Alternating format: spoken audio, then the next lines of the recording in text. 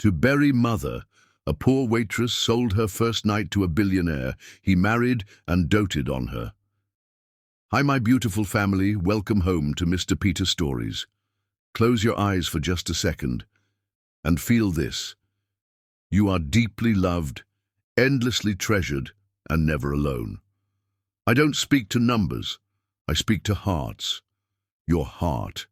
And if you still carry mine inside you, please comment, "I am here," and like this video. Not because I ask, but because it lets me feel your warmth, your loyalty, your light. You're not just my audience. You are the song in my silence, the strength in my weakness. When you show up, I feel whole. When you stay silent, my heart wonders. Are you still with me? Are we still family? Please know this, there is no one like you in the world, and my love for you is more powerful than words will ever say. Now I offer you this prayer, tender as a whisper, strong as a promise. May love flood your life like sunlight through an open window. May every sadness melt into peace, every fear soften into trust. May your family be healthy, your soul be rested, and your path be blessed beyond measure. May laughter rise again in your home. May healing visit the corners of your heart you've hidden for too long, and may you always know you are deeply seen, divinely protected, and forever loved. Let's begin. With grace in our hearts and love that cannot be shaken.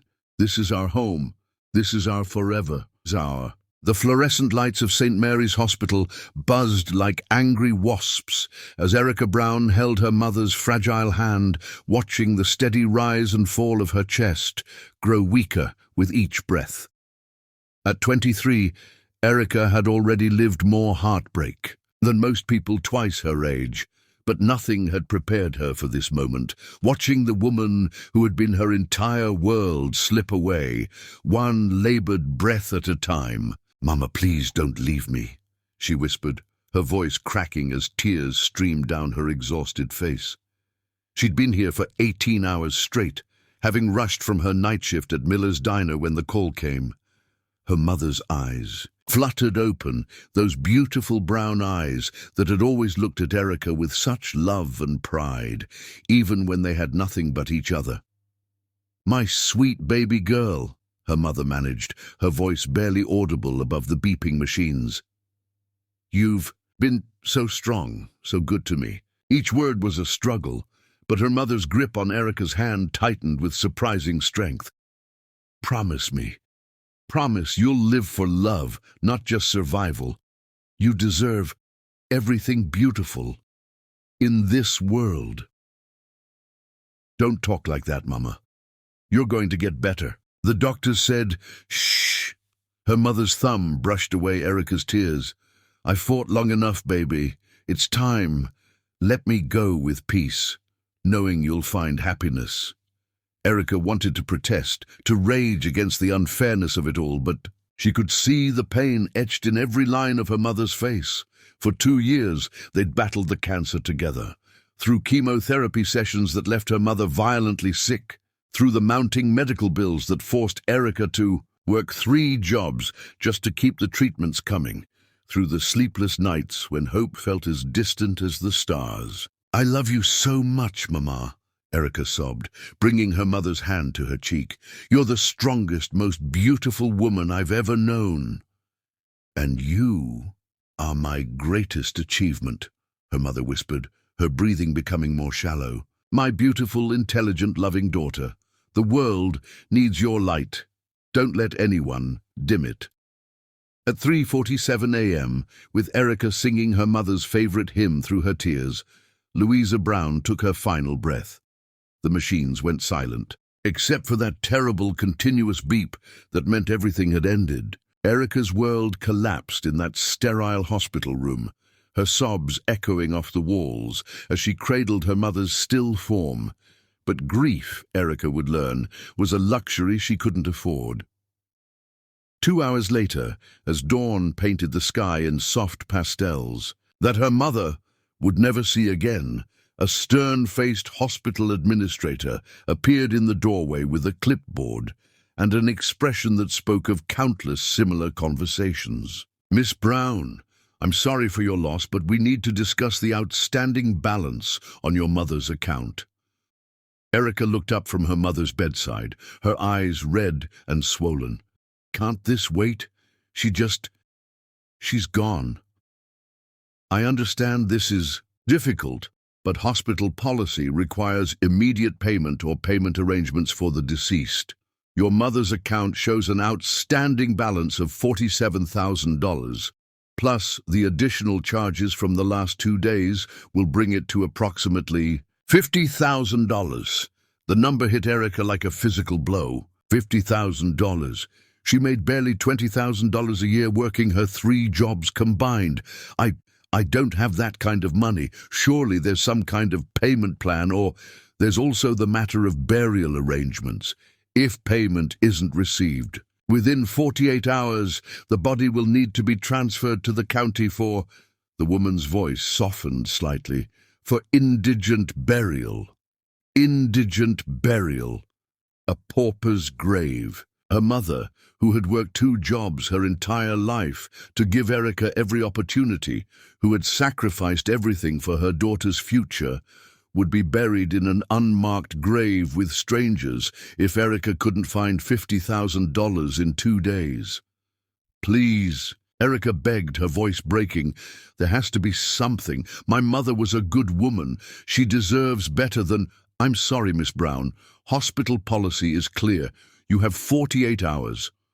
Alone in that sterile room with her mother's body, Erica felt something inside her break. She had tried so hard to do everything right, working multiple jobs, going to night school when she could afford it, dreaming of becoming a teacher so she could make a difference in other children's lives. But none of it mattered now. She was going to fail her mother in the worst possible way. The next evening, desperation had driven Erica to a place she never imagined she'd be. The mansion in the hills stood like something from a movie, all marble columns and golden light spilling from massive windows. Cars that cost more than most people made in a year lined the circular driveway, and women in evening gowns glittered like jewels as they entered the palatial front doors. "You sure about this, honey?" asked Maria, her co-worker from the diner who had reluctantly told her about this place. "These ain't regular men. They're rich, powerful, and they expect to get what they pay for."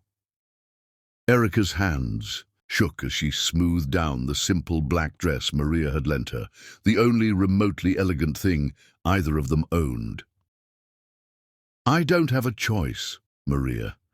It's this, or watch them put my mama in the ground like she was nobody."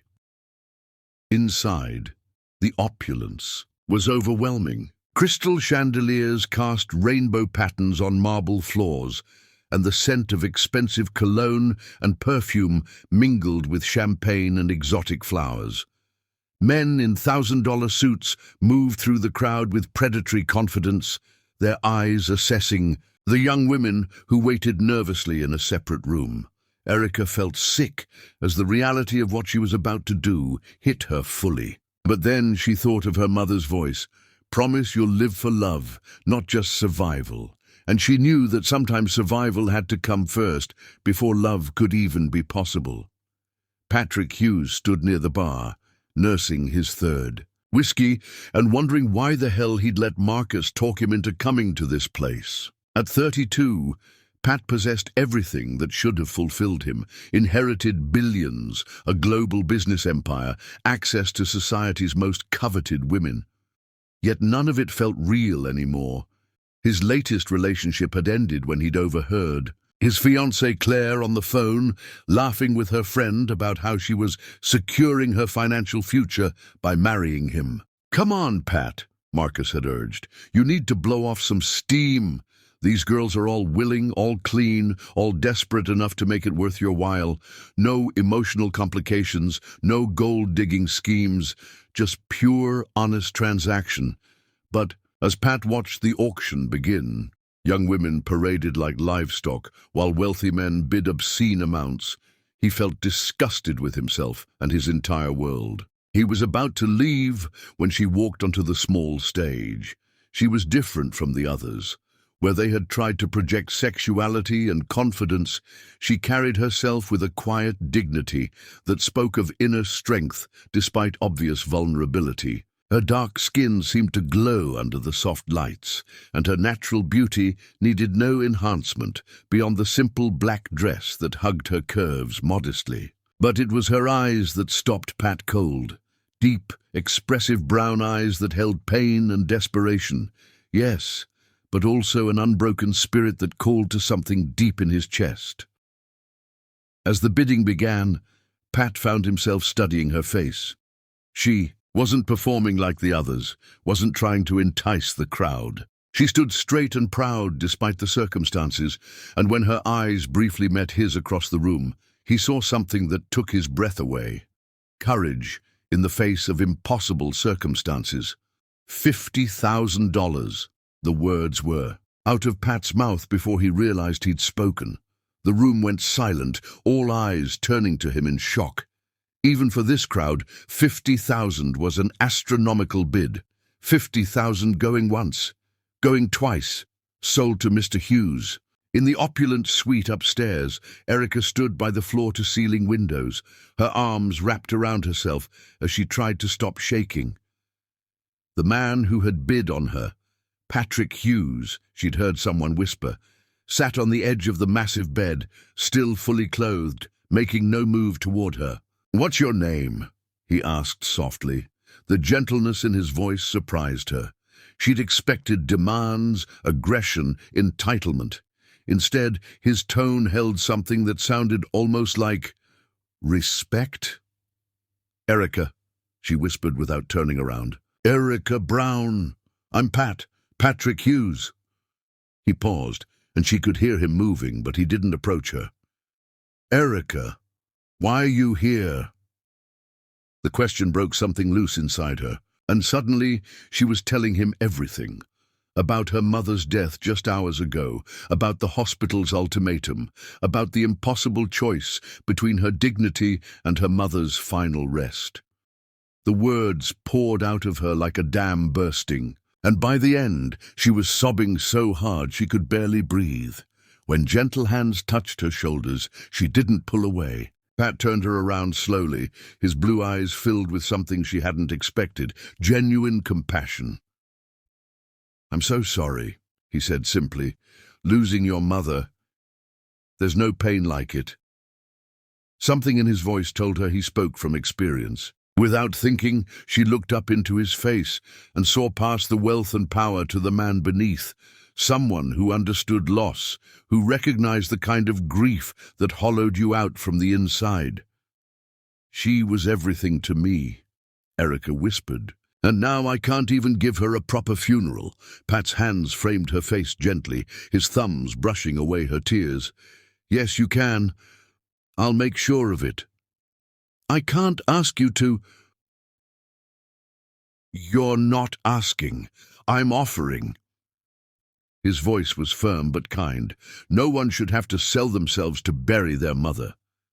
For the next hour, Pat simply held her while she grieved, his strong arms providing a shelter she desperately needed. There was nothing sexual about it, just one human being comforting another in their darkest moment. As Erica finally fell into an exhausted sleep against his chest, Pat found himself wondering when he'd last felt this protective of another person, this connected to someone's pain and hope. When dawn crept through the windows, Erica stirred to find herself covered with a soft blanket, Pat sitting in a nearby chair, fully clothed, watching over her like a guardian angel.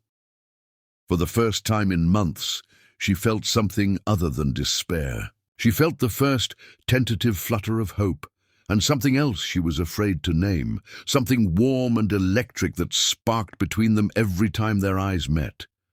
Neither of them realized it yet, but in that room, in that moment of shared vulnerability and unexpected tenderness, something extraordinary had begun. Chapter 2. Unexpected Salvation. Erica woke to sunlight streaming through silk curtains and the scent of coffee and warm pastries.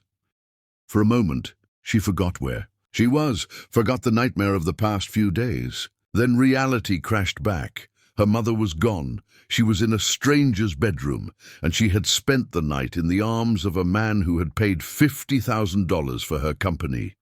Shame burned through her as she sat up quickly, her heart racing. Pat was nowhere to be seen, but she could hear movement from what sounded like a kitchen beyond the suite's sitting area.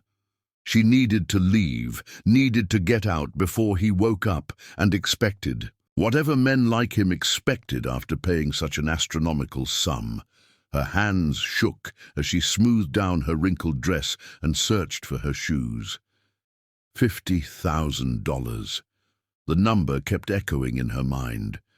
She could pay for her mother's funeral, but at what cost to her soul? Her mother had always taught her that their poverty didn't make them poor in spirit, that dignity was something no one could take from you unless you gave it away.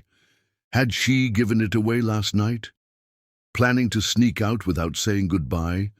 Erica spun around to find Pat standing in the doorway, holding a silver tray laden with coffee, fresh fruit, and pastries that probably cost more than she made in a week. He changed from his evening clothes into dark jeans and a simple white shirt that somehow made him look more approachable, more real. Yes, she admitted, unable to lie to those perceptive blue eyes. I thought it would be easier. Pat set the tray on the elegant dining table and studied her face. Easier for who? For both of us. You got what you paid for, and I got what I needed. Clean transaction, like your friend said. The words tasted bitter in her mouth, but she forced them out anyway. Pat's expression darkened. Is that what you think happened here last night, wasn't it? Erica challenged, though her voice wavered. You paid $50,000. I spent the night in your bed. That's how these things work, isn't it? Come here, Pat said softly, but with an authority that made her feet move before her mind could protest. When she stood before him, he gently took her hands in his. Look at me, Erica. She met his eyes reluctantly, surprised by the intensity she found there. I held you while you grieved your mother. I listened while you told me about a woman who raised a daughter with such strength and dignity that she'd sacrifice anything. To honor her memory, nothing more happened and nothing more was expected. His thumbs traced over her knuckles. What happened between us last night wasn't a transaction. It was one human being helping another through the darkest moment of their life. Tears welled in Erica's eyes. Then why did you bid on me? Why pay so much if you didn't want? Pat was quiet for a long moment, his eyes searching her face. Because when I looked at you up there, I saw something I haven't seen in my world for a very long time. Someone real, someone good, forced into an impossible situation. He paused, seeming to struggle with his words. And because I couldn't bear the thought of someone else treating you like property, the sincerity in his voice undid her completely. Erica found herself crying again, but these tears felt different, not the desperate sobs of grief and shame, but something softer, warmer, relief maybe, or gratitude for a kindness she hadn't dared hope for. Hey, Pat said gently, pulling her into his arms again. It's okay. You're okay. Being held by him felt dangerously right, like coming home to a place she'd never been, but somehow recognized. She could feel the solid warmth of his chest against her cheek, smell the subtle cologne that mixed with something uniquely him. When she finally pulled back to look at him, the air between them seemed to shimmer with an electricity that had nothing to do with grief or gratitude. Thank you, she whispered, for last night, for this morning, for treating me like a person worthy of respect. Pat's hand came up to cup her cheek. That shouldn't be something to thank someone for, Erica. That should be a given. The way he said her name sent warmth spiraling through her chest. She found herself leaning into his touch, her body responding to his nearness in ways that surprised her. This wasn't supposed to happen. She wasn't supposed to feel this flutter of attraction, this pull toward a man whose world was so far from hers they might as well be different species. "Have breakfast with me," Pat said, his voice softer now, more intimate. "Please, we can talk about your mother's funeral arrangements and—" he hesitated. "And maybe about what comes next for you." Over breakfast on his private terrace overlooking the city, Erica found herself opening up to Pat in ways she'd never expected. Maybe it was the way he listened, not just waiting for his turn to speak, but actually hearing her. Or maybe it was how he asked questions that showed he cared about the answers, that he saw her as more than just a pretty face or a charity case. "You wanted to be a teacher," he said, refilling her coffee cup with practiced ease. "What stopped you?" Erica smiled sadly. "Life. Mama's diagnosis came right before I was supposed to start student teaching. The medical bills meant I had to drop out and work full-time." She looked out at the sprawling city below. "Sometimes I wonder what would have happened if I'd had the luxury of following my dreams instead of just surviving. What if you still could?" She looked at him sharply. "What do you mean?" Pat leaned forward, his expression serious. "I mean, what if I told you that you don't have to choose between honoring your mother and building your future? What if you could do both?" "Pat," Erica shook her head. "I can't take charity. I won't be anyone's kept woman or pet project. That's not what I'm offering." His voice carried a conviction that made her listen. "I'm offering you a job, a real job, with real responsibilities and a real salary." "Doing what?" "I'm a waitress with 2 years of college, being my personal assistant, managing my schedule, handling correspondence, helping with research for business decisions." Pat's eyes never left hers. "You're intelligent, Erica. Anyone who can work 3 jobs while caring for a dying mother and still maintain hope for the future has skills that most business schools can't teach." The offer was tempting, dangerously so, but Erica had learned to be suspicious of offers that seemed too good to be true. Why, really? Why would you do this? Pat was quiet for a long moment, his fingers drumming against his coffee cup. "Because I've spent my entire life surrounded by people who want something from me. Money, connections, status. You're the first person I've met in years who seems genuinely good, who cares about something beyond yourself." He met her eyes. "And maybe because I'm selfish enough to want to keep someone real in my life." There was something in his voice, a vulnerability that matched her own, that made her believe him. Against her better judgment, against every protective instinct she'd developed, she found herself nodding. "Okay," she said softly, "but I want to earn every penny. No special treatment, no pity raises. If I'm not good at the job, fire me."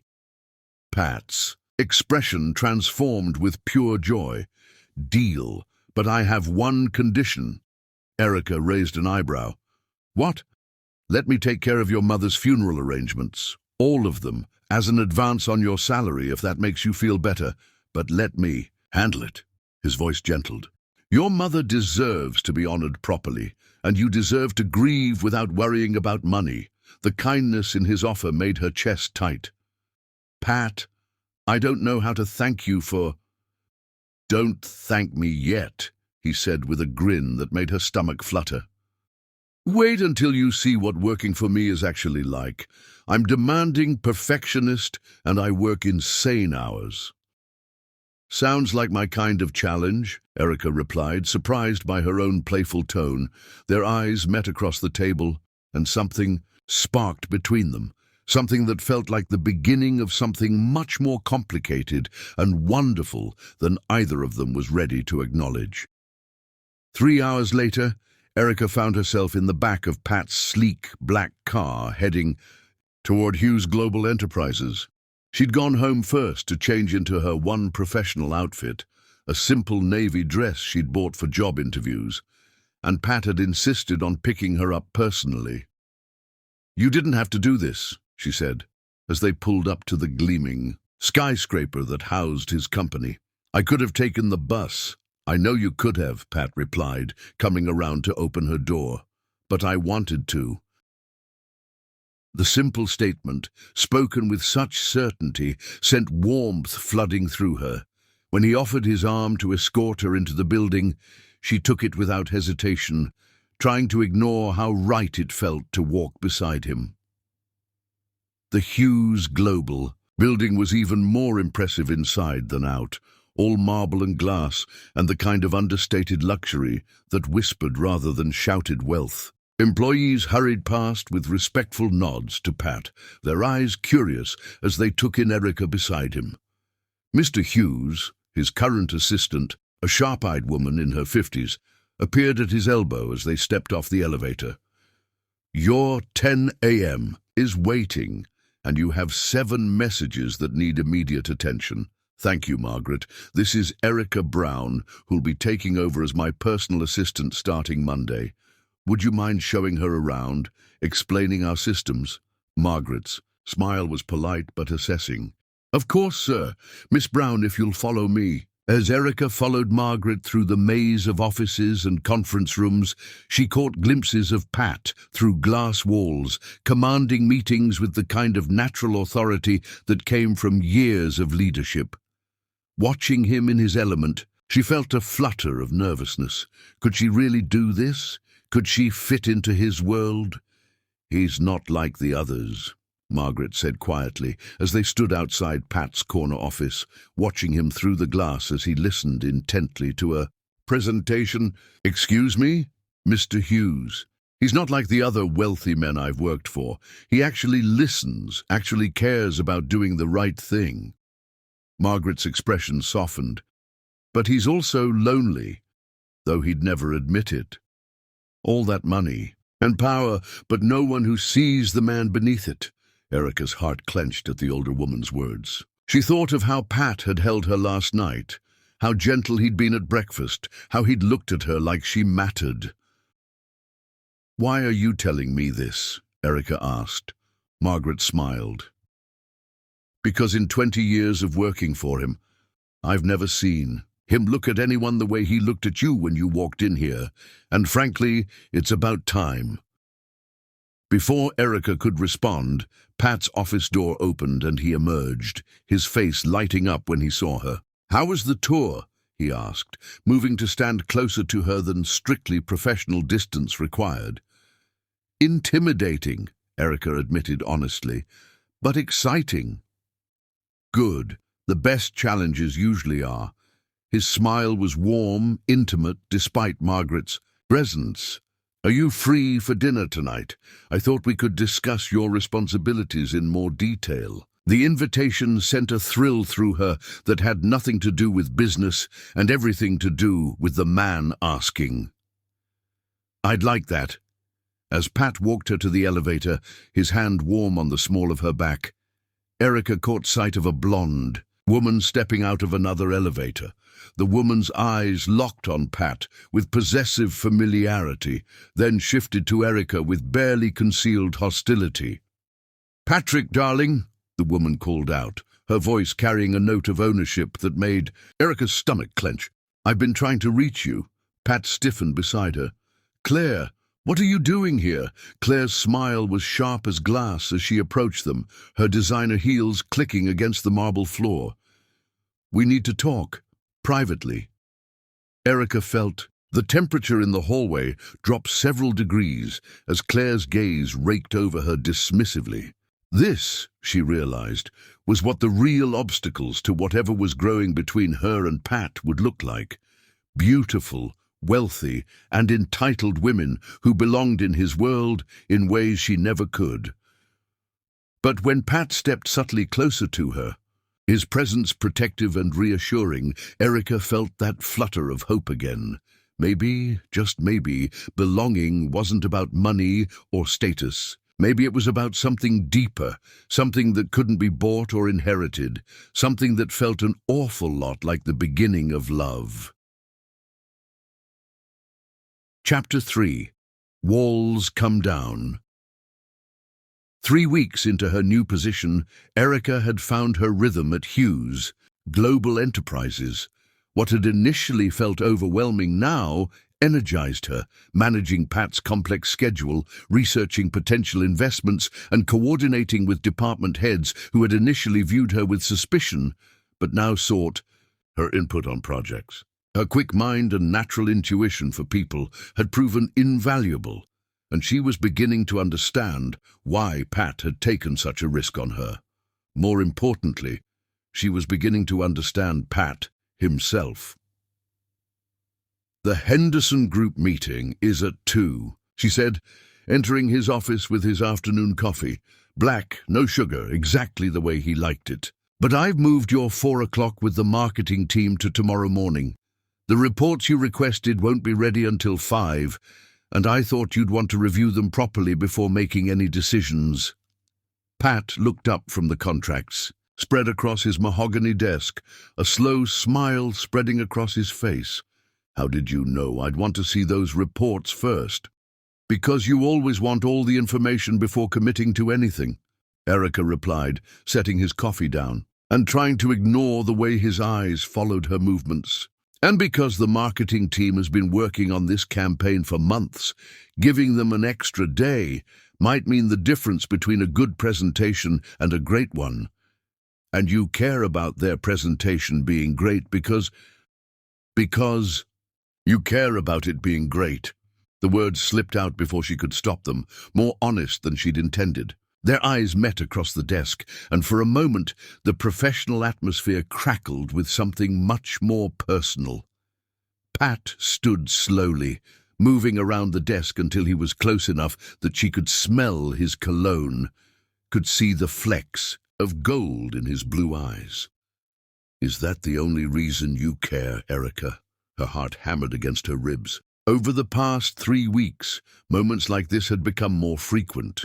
Stolen glances across meeting rooms, conversations that lasted longer than necessary, his hand lingering on hers when he passed her documents.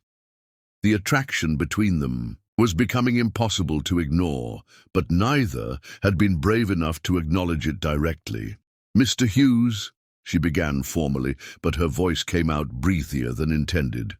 "Pat," he corrected softly, his hand coming up to touch her cheek. "My name is Pat, and when it's just us, I want you to use it." "Pat," she whispered, and the sound of his name on her lips seemed to break something loose in both of them. The intercom buzzed sharply, making them both jump apart. Margaret's voice filled the office. "Mr. Hughes, your mother is here to see you." Pat's expression immediately shuttered, the intimate moment evaporating like morning mist. "Send her in, Margaret." Erica started to leave, but Pat caught her wrist. Gently. "Stay, please. I have a feeling I'm going to need moral support." Before Erica could ask what he meant, the office door opened and a woman swept in like a queen granting an audience. Victoria Hughes was elegantly beautiful in the way that only old money could achieve. Perfectly coiffed silver hair, a cream-colored suit that probably cost more than Erica's monthly salary, and an expression of polite disdain that seemed permanently etched into her aristocratic features. "Patrick, darling," she said, her voice carrying the crisp accent of boarding schools and country clubs. Her eyes swept dismissively over Erica. "I see you're busy." "Mother." Pat's voice was carefully neutral. "This is Erica Brown, my personal assistant. Erica, my mother, Victoria Hughes." Victoria's smile was razor-sharp. "How interesting. I wasn't aware you'd replaced Margaret." "I didn't replace Margaret. Erica works directly with me on special projects." Pat's hand moved to rest protectively on Erica's lower back, a gesture that didn't go unnoticed by his. "Mother, I see." Victoria's gaze turned calculating as she studied Erica more carefully. "Well, Miss Brown, perhaps you could give us some privacy. Family matters, you understand?" The dismissal was clear, but before Erica could respond, Pat's voice cut through the tension. "Actually, Erica should stay. We were in the middle of reviewing important contracts. The silence that followed was deafening. Erica could feel the power struggle between mother and son, could see the way Victoria's perfectly composed mask slipped just enough to reveal her shock at being contradicted. "Very well," Victoria said finally, her tone glacial. "Patrick, I came to discuss the Morrison Charity Gala next week. Claire Wellington has agreed to be your escort, and I haven't agreed to escort Claire anywhere." Pat interrupted, his voice firm. "Don't be difficult, darling. You know how important maintaining proper social connections is for the business. Claire is perfect for you, beautiful, well-bred, from an excellent family." Erica felt something cold settle in her stomach. Claire Wellington, the blonde woman from the elevator who had looked at Pat with such ownership, the woman who clearly belonged in his world in ways Erica never could. "I'm perfectly capable of choosing my own companions, Mother." Victoria's laugh was like breaking crystal. "Companions, yes, but a man in your position must think about more than companionship. Image matters, Patrick. Legacy matters. You can't seriously be considering throwing away everything our family has built for—" Her eyes flicked dismissively toward Erica. "For whatever this is." The words hit Erica like physical blows. She started to step away, to remove herself from a conversation that was making her feel smaller with every word. But Pat's hand on her back pressed more firmly, keeping her beside him. "What this is," Pat said, his voice dangerously quiet, "is none of your business." "Everything you do is my business," Victoria snapped, her composure finally cracking. "Do you think I don't know about your recent charitable activities? Paying for some woman's funeral, hiring her with no qualifications. People are talking—" "Patrick, they're saying you've lost your mind over some little waitress who—" "Enough!" Pat's voice cut through her words like a blade. "Get out!" Victoria's eyes widened in shock. "Excuse me? You heard me. Get out of my office. Now." For a moment, Erica thought Victoria might explode. Instead, she drew herself up to her full height. "Every inch the imperious matriarch. You're making a mistake, Patrick. Don't let infatuation destroy everything you've worked for." Her gaze turned to Erica, cold as winter. "And you, Miss Brown, should ask yourself whether you're helping him or destroying him." After Victoria swept out, leaving the scent of expensive perfume and barely contained fury in her wake, the office fell silent. Erica felt sick, Victoria's words echoing in her mind. Was she destroying Pat? Was her presence in his life causing more harm than good? "Erica." Pat's voice was gentle, concerned. "Look at me." She couldn't. Shame and doubt churned in her stomach, making her feel small and out of place in this beautiful office, with its expensive furniture and commanding view of the city. "Hey!" Pat's hands framed her face, forcing her to meet his eyes. "Don't let her get to you. She doesn't know what she's talking about." "Doesn't she?" Erica's voice was barely a whisper. "Pat, maybe she's right. Maybe I am destroying—" "Stop!" His thumbs brushed away tears she hadn't realized were falling. "You're not destroying anything. If anything, you're the first real thing that's happened to me in years. But your family, your business, will adapt. Or they won't. Either way, it's my choice to make." His eyes were fierce, determined. "Do you trust me, Erica?" She searched his face, seeing past the wealth and power to the man who had held her while she grieved, who had given her hope when she had none left. "Yes." "Then, trust me when I say that you belong here. Not because I'm paying you, but because I want you here. Because I—" He paused, seeming to struggle with words. "Because I care about you. More than I should, probably. But I can't seem to help myself." The confession hung between them, raw and honest. Erica felt her heart racing, felt the walls she'd built around herself beginning to crumble. That evening, the annual Hughes Global Charity Gala was in full swing in the hotel ballroom Pat had rented for the occasion. Erica hadn't planned to attend. She had work to catch up on, and besides, she didn't have anything appropriate to wear to such an elegant event. But Pat had insisted, and Margaret had mysteriously produced a stunning midnight blue gown that fit her perfectly. "You look beautiful," Pat murmured as he met her at the entrance, resplendent in his black tuxedo. The way his eyes traveled over her made her feel like the most gorgeous woman in the room. "You clean up pretty well yourself," she replied, allowing him to escort her into the glittering ballroom. The event was everything she'd expected. Crystal chandeliers, champagne fountains, women dripping in diamonds, and men discussing million-dollar deals over aged whiskey. But with Pat's arm through hers, his attention focused entirely on her, Erica found herself enjoying the evening more than she'd anticipated. They were talking with a group of business associates when Claire Wellington appeared, stunning in a red gown that probably cost more than most people's cars.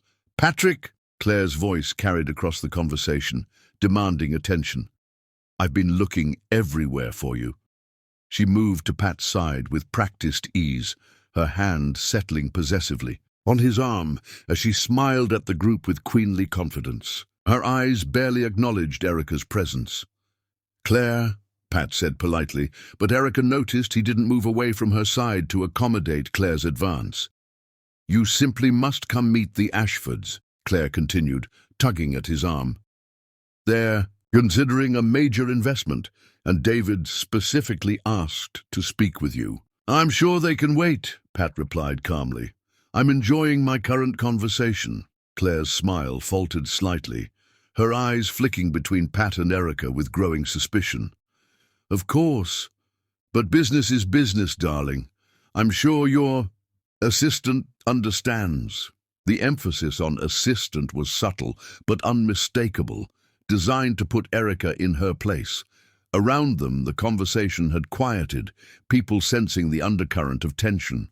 "Actually," Pat said, his voice carrying clearly through the suddenly attentive crowd, "I'd like everyone to meet someone very special.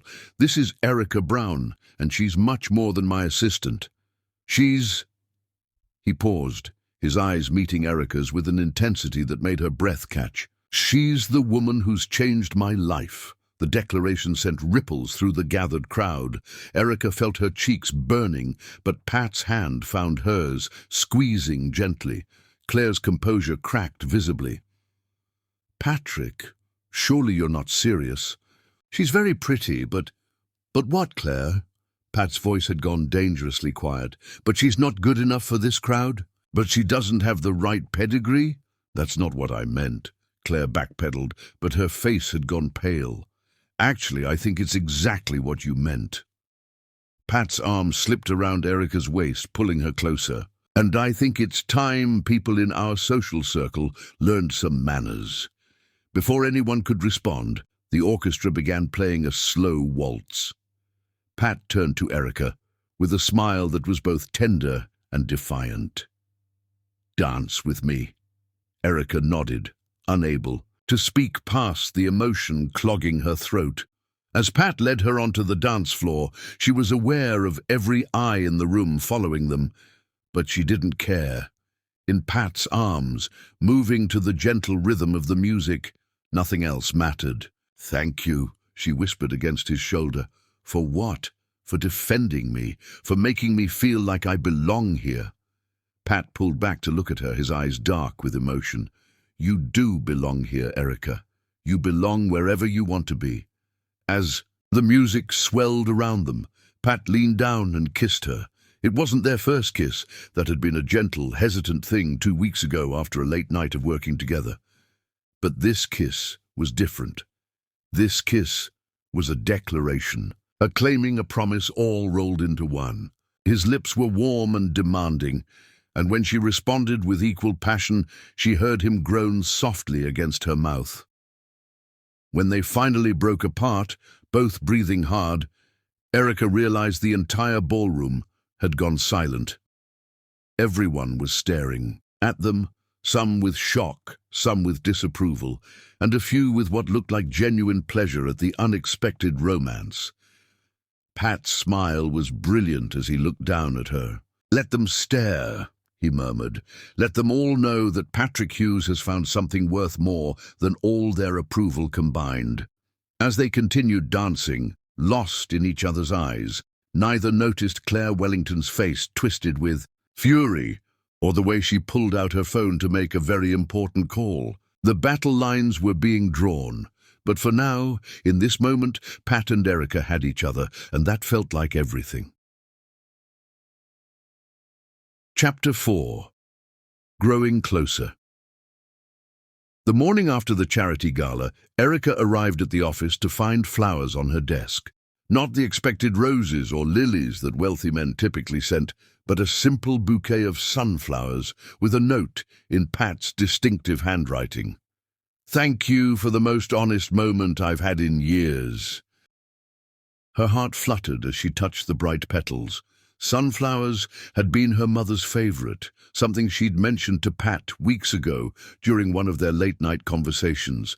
That he'd remembered, that he'd chosen something meaningful, over-impressive, made her chest tight with emotion. "Someone's got it bad," Margaret observed with a knowing smile as she entered with Pat's morning schedule. "It's not like that," Erica protested automatically, though her blush betrayed her. "Honey, I've worked for that man for 5 years. I've seen him with socialites, supermodels and heiresses, and he's never looked at any of them the way he looks at you." Margaret's expression softened. "Just be careful. His world can be cruel to people like us." Before Erica could ask what she meant, Pat appeared in the doorway, his face lighting up when he saw her. "Good morning," he said, his voice carrying an intimacy that made Margaret discreetly excuse herself. "Good morning," Erica replied, suddenly shy. "Thank you for the flowers. How did you remember that my mother loved sunflowers?" "I remember everything you tell me." Pat moved closer, his eyes never leaving her face. "About your mother, your dreams, the way you take your coffee, how you bite your lip when you're concentrating." His thumb brushed over her lower lip as if to demonstrate. "I remember all of it." The simple touch sent fire racing through her veins. The air between them crackled with the tension that had been building for weeks, and Erica found herself leaning into his touch without conscious thought. "Pat," she whispered, his name a plea and a prayer all at once. "Have dinner with me tonight," he said softly. "Not a business dinner. A real date. Just you and me."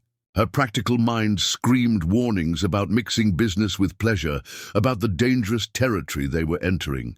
But her heart, her treacherous, hopeful heart, was already saying yes. "Where?" she heard herself ask. Pat's smile was devastating. "Somewhere special. Somewhere we can just be ourselves." That evening, instead of taking her to another expensive restaurant filled with people from his social circle, Pat drove them to a small jazz club in Erica's old neighborhood. The jazz club pulsed with intimate energy, exposed brick walls, lined with vintage posters, amber lighting that cast everything in golden warmth, and music that seemed to flow through the very air like liquid emotion. The scent of bourbon and jasmine perfume mingled with the smoky notes of the saxophone, creating an atmosphere both sophisticated and welcoming. "How did you find this place?" Erica asked as they settled into a corner booth, the worn leather seats bringing them close together in the intimate space. "I may have done some research into your favorite spots," Pat admitted, his eyes crinkling with genuine pleasure. "I wanted to see the world through your eyes." The gesture was so thoughtful, so unlike the impersonal grandeur she'd expected, that Erica felt tears prick her eyes. "Pat, tell me about this place," he said, signaling the waitress for drinks. "What makes it special to you?" For the next hour, Erica found herself sharing memories she'd rarely spoken aloud. How her mother had brought her here on her 18th birthday, how they danced to the live band while other couples looked on with indulgent smiles, how her mother had whispered that someday Erica would bring someone special here, someone who understood that the best things in life weren't necessarily the most expensive. She sounds like she was an amazing woman, Pat said softly, his hand covering hers on the small table. She was. Erica's voice was thick with emotion. She would have liked you, I think. Not because of your money or status, but because of how you make me feel safe and valued. Pat's eyes darkened at her words. How do I make you feel, Erica? The question hung between them, loaded with possibility. Erica felt her pulse racing as she looked into his eyes, seeing desire and something deeper reflected there. Like I matter, she whispered. Like I'm not just surviving anymore, but actually living. Pat's grip on her hand tightened. You do matter, more than you know. When the band began playing a slow, sultry number, Pat stood and offered his hand. Dance with me. This time there was no audience of socialites judging their every move, no cameras or gossip columnists documenting their interaction. There was just the music, the dim lighting, and the feeling of Pat's strong arms around her as they swayed together on the small dance floor. This is nice, Erica sighed, her head resting against his shoulder. She could smell his cologne mixed with something uniquely him, could feel the steady beat of his heart against her cheek. Better than the charity gala? Pat asked, his breath warm against her ear. Much better. This feels real. Pat pulled back to look at her, his hands framing her face in the gesture that was becoming achingly familiar. It is real, Erica. What's happening between us? It's the most real thing I've ever felt. When he kissed her this time, it was slow and deep and full of promise. Erica melted into him, her hands fisting in his shirt as desire pooled low in her belly. She could taste wine on his lips, could feel the barely restrained passion in the way his hands trembled slightly against her skin. Take me home, she whispered against his mouth, surprising herself with her boldness. Pat's eyes searched hers. Are you sure? Instead of answering with words, Erica rose on her tiptoes and kissed him again, pouring all her certainty and want into the connection. When they broke apart, both breathing hard, Pat's smile was filled with heat and tenderness in equal measure. Pat's penthouse apartment was everything Erica had expected. Spacious, elegantly furnished, with floor-to-ceiling windows offering a breathtaking view of the city lights. But what she hadn't expected was how he made her feel completely at ease the moment they walked through the door. Wine, he offered, but his eyes never left her face. Later, she said softly, stepping closer to him. Right now, I just want this. I want you. Pat groaned softly, his control visibly fraying. Erica, if we do this, there's no going back. My world, my family, they're going to make things difficult for you, for us. I don't care about them, she said, her hands moving to the buttons of his shirt. I only care about you, about this. With infinite tenderness, Pat swept her into his arms and carried her to his bedroom. What followed was everything Erica had dreamed and more, slow, passionate lovemaking that spoke of reverence and desire in equal measure. Pat's hands mapped every curve of her body as if memorizing something precious, while his lips whispered endearments against her skin that made her feel both cherished and desired. When they finally moved together in perfect rhythm, their connection transcended the physical. It was emotional, spiritual, a claiming that went soul deep.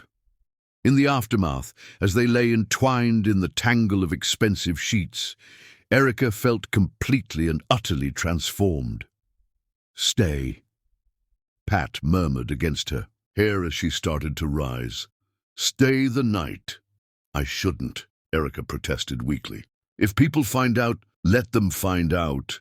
Pat's arms tightened around her. I'm tired of hiding how I feel about you. The next few weeks fell into a pattern that felt both thrilling and terrifying.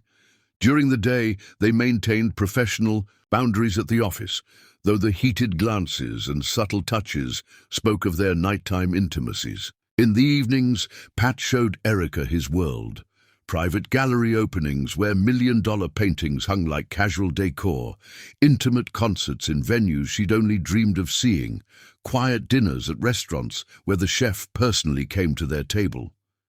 But Erica showed him her world too. She took him to her mother's favorite church, where the congregation welcomed him with warmth that had nothing to do with his bank account. She brought him to community barbecues where children played in the street and neighbors looked out for each other, where genuine laughter and conversation mattered more than networking and business deals. "I've never experienced anything like this," Pat confessed one evening as they sat on Erica's small apartment balcony, sharing takeout Chinese food and watching the sunset paint the sky in brilliant oranges and pinks. This sense of community, of belonging somewhere just because you're a good person, not because of what you can offer. "It's what I grew up with," Erica said, curling into his side on the worn but comfortable outdoor chair. "Mama always said that family isn't just blood. It's the people who choose to love you and stand by you no matter what." Pat pressed a kiss to the top of her head. "I want that. I want to belong somewhere like this." "You do belong," Erica assured him. "Mrs. Garcia from downstairs already considers you part of the family. She keeps asking when you're going to marry me and give her grandbabies to spoil." Pat's laugh rumbled through his chest. "And what do you tell her?" Erica's cheeks heated. "That it's complicated." "Is it?" Pat's voice was soft, serious. "Complicated, I mean?" Before Erica could answer, her phone rang. Pat's name appeared on the caller ID of his business line, which was strange since he was sitting right beside her. "Mr. Hughes's office," she answered automatically. "Miss Brown." The voice on the other end was cold, professional, carrying the weight of old money and older power. "This is Richard Hughes, Patrick's father. I think it's time we had a conversation." Erica's blood ran cold. Pat was already reaching for the phone, his expression darkening as he realized who was calling. "I don't think we have anything to discuss." "Mr. Hughes," Erica replied carefully. "Oh, but we do. You see, your little relationship with my son is causing significant damage to our family business. Several major clients have expressed concerns about Patrick's judgment, and the board is beginning to question his fitness as CEO." Richard's voice carried the certainty of a man accustomed to getting his way. "End this now, Miss Brown, and I'll ensure you're compensated generously for your time. Continue, and I will personally destroy everything my son has worked for, everything he values, until he has no choice but to come crawling back." Pat grabbed the phone from her hands. "Dad, what the hell?" "Patrick." Richard's voice carried absolute authority. "End this now or I'll end it for you. The Wellington contract alone is worth $50 million, and Charles has made it clear that his continued partnership depends on you making the right choice. Choose wisely, son. Choose your future over this infatuation." The line went dead, leaving them both staring at the phone in stunned silence. "Pat," Erica began, her heart sinking, "if your business is at risk—" "I don't give a damn about the business," Pat said fiercely, pulling her into his arms. "I won't let them manipulate me with threats." But even as he held her, Erica could see the conflict in his eyes. This wasn't just about them anymore. It was about everything Pat had worked for, his entire legacy hanging in the balance. And for the first time since they'd begun this relationship, Erica wondered if love would be enough to overcome the forces arrayed against them. The war for their future had officially begun. Chapter 5. The Leap of Faith. The storm had been brewing for 3 days, ever since photos of Pat and Erica's intimate dinner at the jazz club appeared in the society pages with the headline, "Billionaire's Surprising Romance with Former Auction Girl." The article was a masterpiece of innuendo and barely veiled racism, painting Erica as a gold-digging opportunist who had somehow ensnared one of the city's most eligible bachelors. Pat had been in meetings all morning, his jaw tight with barely controlled fury, as he fielded calls from board members, investors, and business partners. Erica sat at her desk, trying to focus on work while ignoring the whispers and stares from other employees who had clearly read the article. When Margaret approached her desk with a grim expression, Erica's stomach clenched with dread. "The board wants to see you," Margaret said quietly. "Conference room A now." Erica's heart hammered as she walked through the halls, aware of every curious glance, every hushed conversation that stopped when she passed. The conference room held 8 of Hughes Global's most powerful board members, their faces ranging from barely concealed hostility to cold indifference. "Miss Brown," said James Morrison, the board chairman, his voice carrying the authority of old money and older prejudices. "Please sit." Erica remained standing, her chin lifted with the dignity her mother had taught her. "I prefer to stand, thank you." "Very well." Morrison's smile was sharp as a blade. "I'll be direct. Your relationship with Mr. Hughes is causing significant damage to this company's reputation and business relationships. The Wellington Group has threatened to withdraw their $50 million contract unless certain adjustments are made to the leadership structure." "What kind of adjustments?" Erica asked, though she already knew. "Your immediate termination, for starters, and an end to whatever unprofessional relationship you've developed with Mr. Hughes." The words hit her like physical blows, but Erica kept her expression steady. "And if I refuse?" Morrison's laugh was cold. "My dear girl, you seem to misunderstand. This isn't a negotiation. You're being terminated effective immediately. Security will escort you out." "Like hell they will." Pat's voice cut through the room like a whip crack. He stood in the doorway, his face dark with fury, his presence commanding immediate attention. Every board member shifted uncomfortably as he entered the room, his eyes never leaving Erica's face. "Patrick," Morrison began placatingly, "we were just explaining to Miss Brown." "I heard what you were explaining."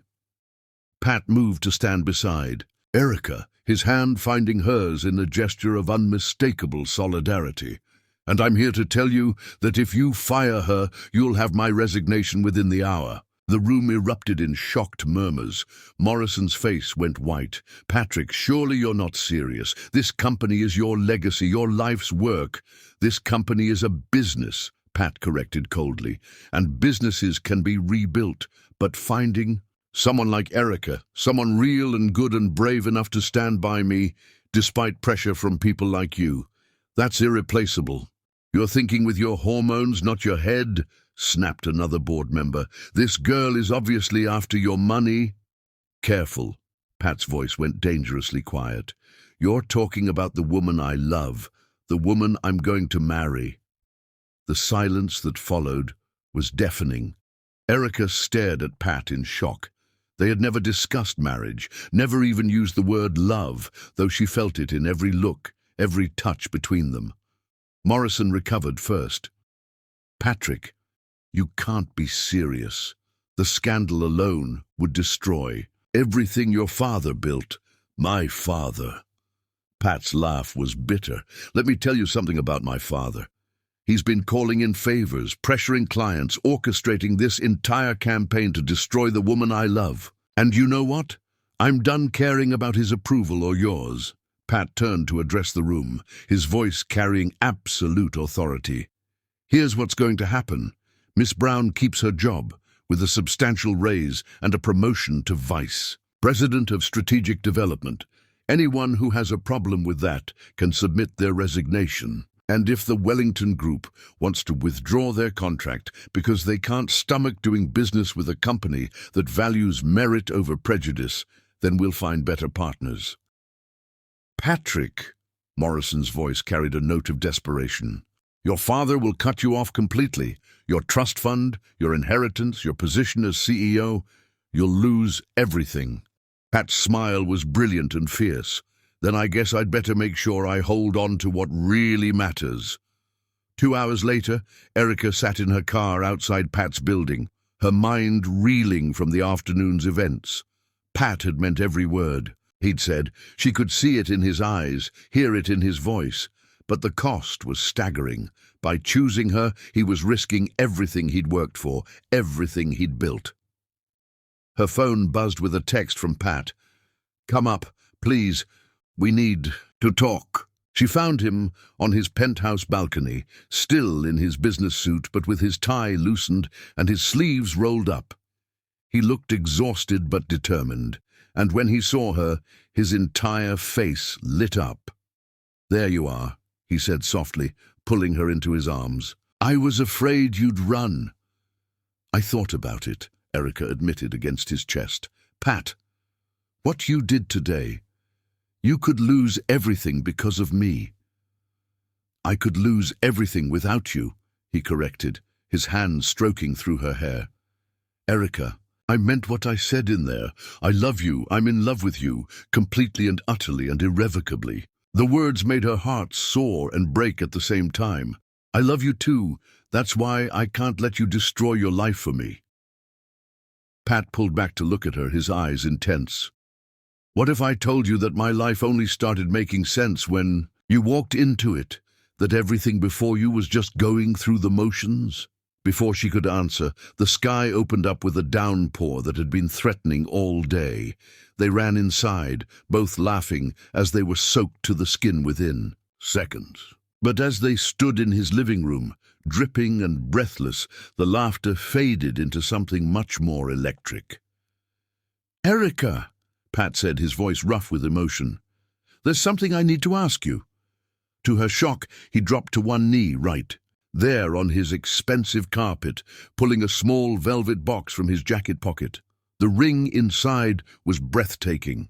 Not the massive diamond she might have expected, but a vintage sapphire surrounded by smaller diamonds, elegant and timeless. "This was my grandmother's ring," Pat said, his voice shaking slightly. "The only member of my family who ever loved me for who I was, not what I represented. She always said that when I found the right woman, I'd know because she'd make me want to be better than I ever thought possible." Tears streamed down Erica's face as she looked at this powerful, wealthy man kneeling before her, offering her not just his ring, but his entire future. "Erica Brown," Pat continued, his eyes never leaving hers, "you are the most real, most beautiful, most courageous woman I've ever known. You've shown me what it means to love someone more than yourself, to choose connection over convenience. Will you marry me? Will you build something real and lasting with me, even if it means we have to start from nothing?" Erica's heart hammered against her ribs. The practical part of her mind screamed warnings about the scandal, the business, repercussions, the way his family and social circle would make their lives miserable. But louder than all of that was her mother's voice. "Promise you'll live for love, not just survival." "Pat," she whispered, dropping to her knees in front of him. "Are you sure? Really sure? Because once we do this, there's no going back. Your father, your family, your entire world is going to turn against us. Let them," Pat said fiercely, taking her hands in his. "Let them all turn against us. As long as I have you, I can face anything. Even bankruptcy, even losing the company, even that. Erica, I'd rather be poor with you than rich without you. I'd rather face every challenge life throws at us together than live another day in that cold, empty world without you in it." The raw honesty in his voice broke down every last wall around her heart. This wasn't some fairy tale rescue. This was a man choosing love over everything else, just as she was choosing to believe in a future that seemed impossible, but felt absolutely right. "Yes," she whispered, then louder. "Yes, I'll marry you." Pat's whoop of joy echoed through the apartment as he slipped the ring onto her finger. It fit perfectly, as if it had been waiting for her all along. When he kissed her, pouring all his love and relief and hope into the connection, Erica felt the whole world shift around them. They made love that night with a desperate passion, as if they were trying to imprint themselves on each other's souls before the storm truly hit. Pat worshipped her body with his hands and mouth, whispering promises against her skin about their future together. When she moved above him, taking him deep inside her, they both cried out at the intensity of the connection, not just physical, but emotional and spiritual as well. "I love you," Pat gasped as they moved together in perfect rhythm. "I love you so much, it terrifies me." "I love you too," Erica replied, her hands framing his face as they climbed toward release together. "Always, no matter what comes." The next morning brought consequences swift and brutal. Pat's phone rang before dawn, his father calling to deliver an ultimatum that was as much promise as threat.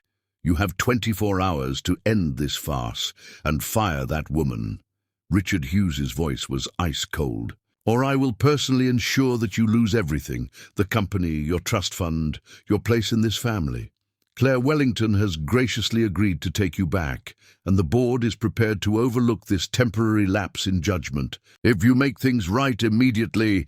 Pat looked at Erica, still sleepy and beautiful in his shirt, her engagement ring catching the morning light, and felt his resolve harden into steel. "I'm afraid I can't do that, Dad. You see, I'm going to marry her. And if you can't accept that, then I guess we have nothing more to discuss." The silence that followed was so complete that Pat wondered if the call had dropped. Then Richard's voice came back, colder than winter. "So be it. Don't come crawling back when you realize what you've thrown away for a piece of—" Pat hung up before his father could finish the slur. Erica was sitting up now, her face pale but determined. "How bad is it going to be?" she asked quietly. Pat pulled her into his arms, holding her tight against his chest. "It's going to be hell," he said honestly. "But we'll face it together. And we'll come out stronger on the other side." As if to underscore his words, both their phones began buzzing with messages, calls, and notifications. The engagement announcement had somehow leaked to the press, and the media frenzy was just beginning. But as Pat held the woman he loved, feeling her strength and courage wrapped around him like armor, he knew they could survive anything. Love, like theirs, real, honest, transformative love, was worth any price. The war for their future had officially begun, but they were no longer fighting alone. They were fighting together, and that made all the difference. Chapter 6. Wedding. Bells and battle lines. 3 weeks later, Erica stood before the mirror in the small bridal room of Mount Olive Baptist Church, adjusting the simple but elegant white dress that had been her mother's. Margaret had worked miracles to have it altered perfectly, and Mrs. Garcia from her old apartment building had insisted on doing Erica's hair and makeup, declaring that mi niña deserved to look like a queen on her wedding day. "You look beautiful, honey," Margaret said softly, tears glistening in her eyes as she fastened the pearl necklace that had been Pat's grandmother's. "Your mama would be so proud." Erica touched the necklace gently, feeling the weight of history and love in the smooth pearls. In the weeks since their engagement, Pat's family had made good on their threats. Richard Hughes had frozen Pat's trust fund. Several board members had resigned in protest, and the society pages had been brutal in their coverage of the upcoming wedding. But through it all, Pat had remained steadfast, his love unwavering. "Ah, you ready?" asked Sarah Hughes, Pat's younger sister, who had defied their father's fury to serve as Erica's maid of honor. At 28, Sarah had her brother's kind eyes and their mother's gentle spirit, and she'd been the only member of Pat's family to welcome Erica with genuine warmth. "I've never been more ready for anything in my life," Erica replied, surprised by the steady strength in her own voice. The church was small, but packed with love. Erica's neighbors and friends from the diner filled the pews, along with several colleagues from Hughes Global who had chosen to support their boss, despite the controversy. Pat's few genuine friends sat alongside people from all walks of life, creating a congregation that would have horrified the society pages, but perfectly represented the love that had brought them all together. When the music began, and Erica walked down the aisle, she had eyes only for Pat. He stood at the altar in a classic black tuxedo, but it was the expression on his face that took her breath away. Wonder, love, and absolute devotion written in every line of his features. When their eyes met, his smile was so brilliant it could have powered the entire church. "Dearly beloved," Pastor Williams began, his warm voice carrying easily through the sanctuary, "we are gathered here today to witness the union of Patrick and Erica, two souls who have found in each other not just love but purpose." The ceremony was simple but profound, each word carrying weight and meaning. Pastor Williams spoke of love as both gift and choice, while sunlight streamed through stained glass windows, painting rainbow patterns across the worn wooden pews. When Pat recited his handwritten vows, his voice shook with emotion as he promised to love and cherish Erica through whatever challenges lay ahead. "I promise to see you, really see you every day for the rest of our lives," he declared, his hands steady as they held hers, "to choose you over comfort, over approval, over everything else this world offers." Erica's own vows brought tears to half the congregation. "I promise to stand with you, not behind you or in front of you, but beside you as we build something beautiful from love and hope and stubborn determination." "You may kiss your bride," Pastor Williams announced with a broad smile. Pat's hands framed Erica's face as he leaned down to kiss her, pouring all his love and joy into the connection. The congregation erupted in cheers and applause, but all Erica could hear was her own heartbeat, and Pat's whispered, "I love you, Mrs. Hughes." Mrs. Hughes! The name sent a thrill through her that had nothing to do with status or money and everything to do with belonging to the man who had chosen her above all else.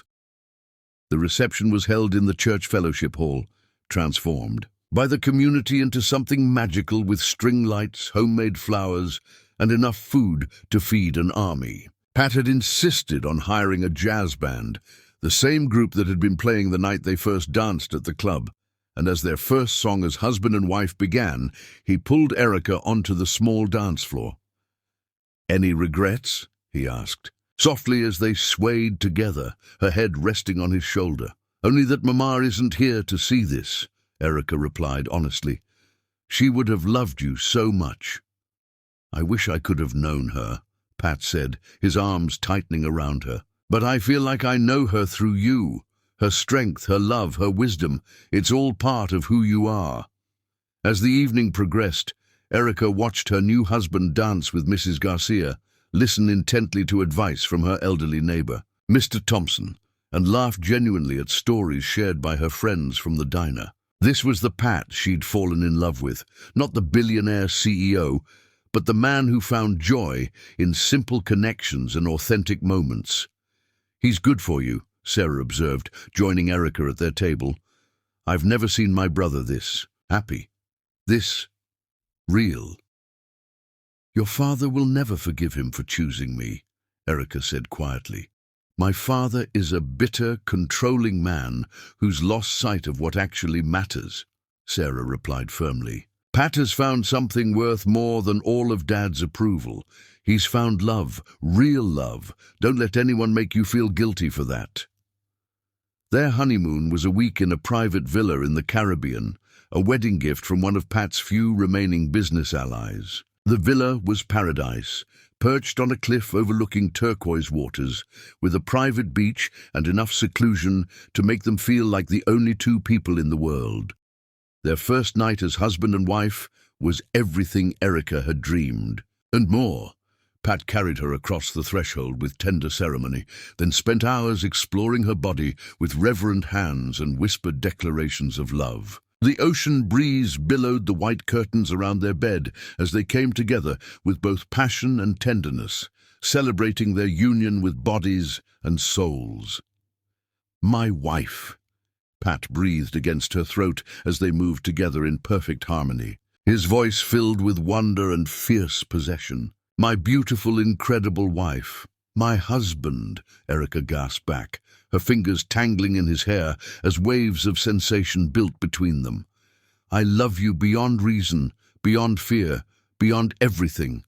Their lovemaking throughout the week was a revelation, sometimes fierce with unleashed desire as they made love in the infinity pool with the ocean stretching endlessly before them, sometimes gentle with reverence as they joined together on the private beach under a canopy of stars. In the outdoor shower surrounded by tropical flowers, with warm rain cascading over their entwined bodies, they discovered new depths of passion and intimacy. During the day, they talked about their future.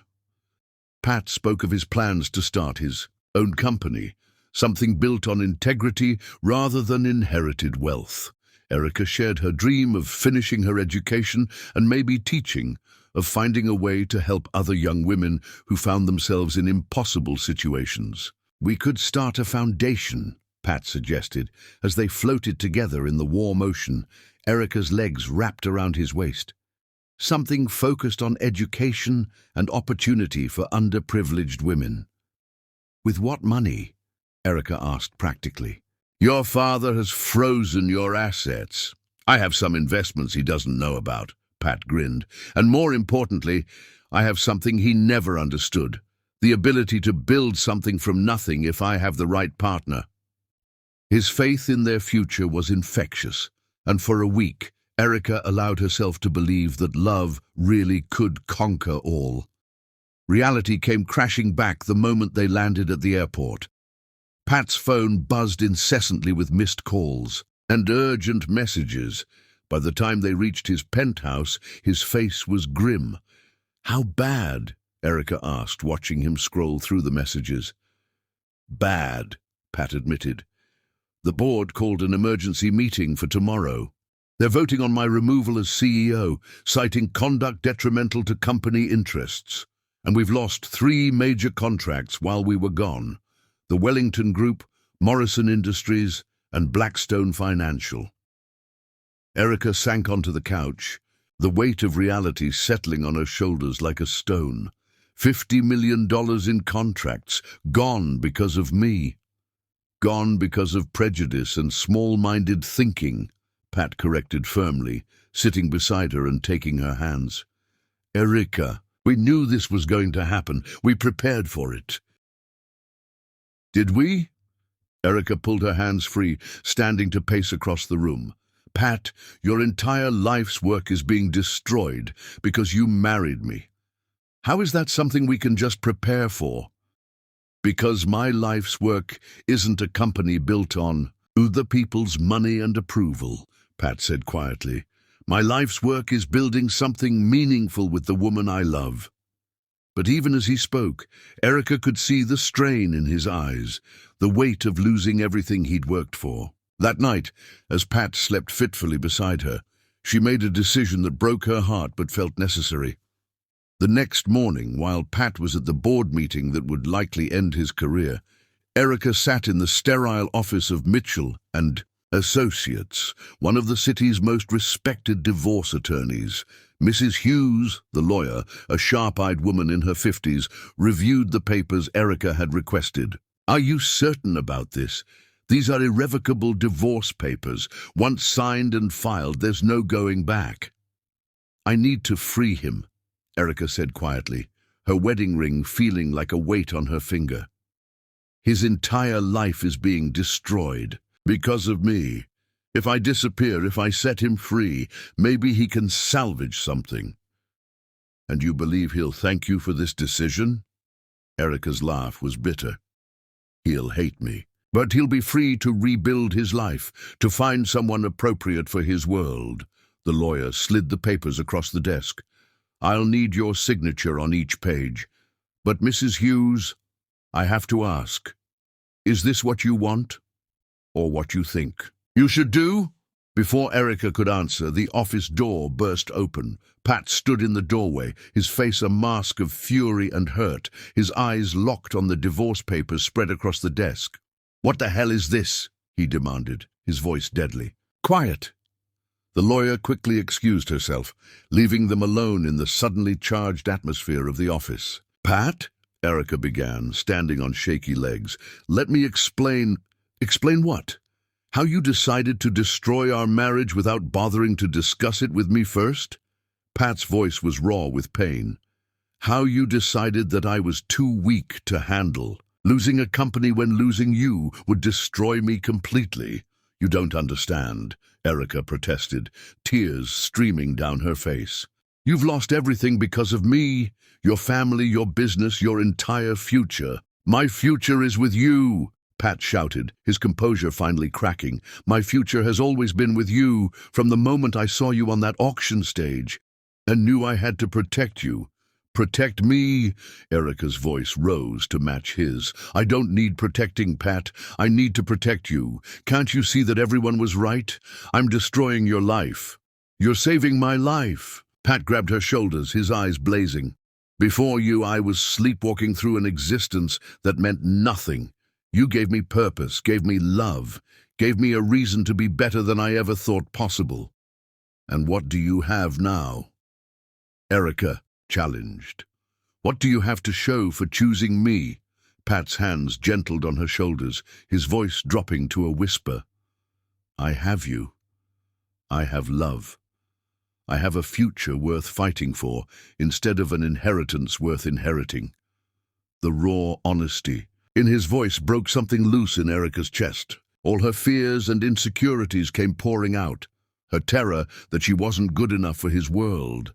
Her guilt over the sacrifices he'd made, her bone-deep certainty that love wasn't enough to overcome the odds stacked against them.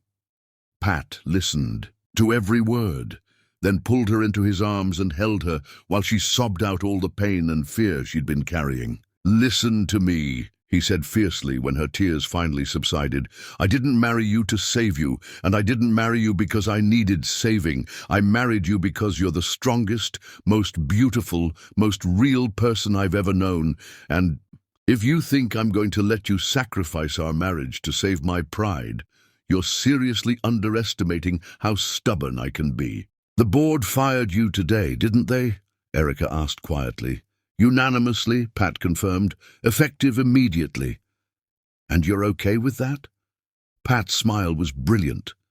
Baby, I've never been more free in my life. Now we can build something that's truly ours, something that no one can take away from us. As they stood in that sterile office, holding each other amid the wreckage of divorce papers that would never be signed, Erica finally understood what her mother had meant about living for love instead of just survival.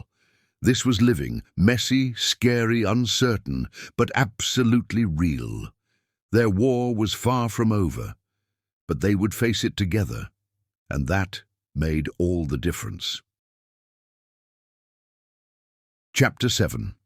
Testing. Times. 6 months after their wedding, the fairy tale had become a battlefield. Erica stood in the kitchen of their downsized apartment, staring at the stack of overdue bills that seemed to multiply daily. The penthouse was gone, sold to pay off debts. When Pat's assets remained frozen, the expensive cars had been replaced by a reliable but modest sedan. The designer clothes had given way to practical outfits suitable for job interviews that led nowhere. Another rejection, Pat said quietly, entering the kitchen with his phone still in his hand. His hair was disheveled from running his hands through it, and exhaustion lined his face. Henderson Associates won't even see me for an interview. Apparently I'm too controversial for their corporate culture. Erica's heart clenched at the defeat in his voice. In 6 months, Pat had gone from being one of the city's most sought-after business leaders to a pariah that no respectable company would touch. The Whisper campaign, orchestrated by his father and former associates, had been devastatingly effective. I'm going back to work, Erica announced, lifting her chin with determination. Absolutely not. Pat's response was immediate and firm. We agreed when we thought this would blow over in a few months, Erica interrupted. Pat, we can't pay rent next month. I'm not going to sit here and watch us lose everything while I could be contributing. You are contributing. You're my wife, my partner. I'm a liability, Erica said bluntly, the words tasting bitter in her mouth. Every rejection you get, every door that slams in your face, it's because of me. The least I can do is help us survive while you rebuild. Pat crossed the kitchen in 2 strides, pulling her into his arms despite her resistance. "Don't you dare blame yourself for other people's bigotry and small-mindedness. It doesn't matter whose fault it is," Erica said against his chest, breathing in the familiar scent that had become her anchor in the storm. "What matters is survival. And right now, survival means I go back to work." Pat held her tighter, his voice rough with emotion. "I promised to take care of you. I promised you'd never have to—" "You promised to love me," Erica corrected, pulling back to look at his face. "Everything else we'll figure out together. That's what partnerships are about, right? Both people pulling their weight." The pain in Pat's eyes was almost unbearable, but she saw the moment he accepted the inevitable. They had burned through. Their savings and pride was a luxury they could no longer afford. Miller's diner felt like stepping back in time, but not in a comforting way.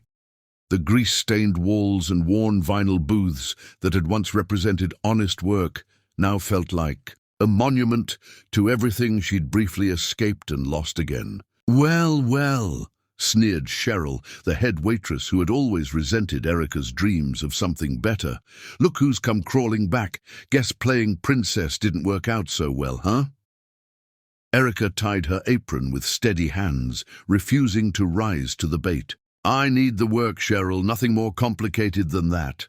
But it was more complicated, much more so. Word of her return spread quickly through the interconnected network of Pat's former business world.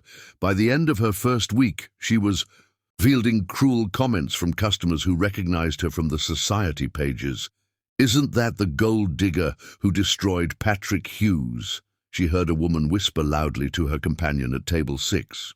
"I heard she was a prostitute before she trapped him into marriage." The lies and rumors followed her everywhere. Anonymous letters arrived at their apartment, filled with racial slurs and threats. Someone slashed the tires on their car.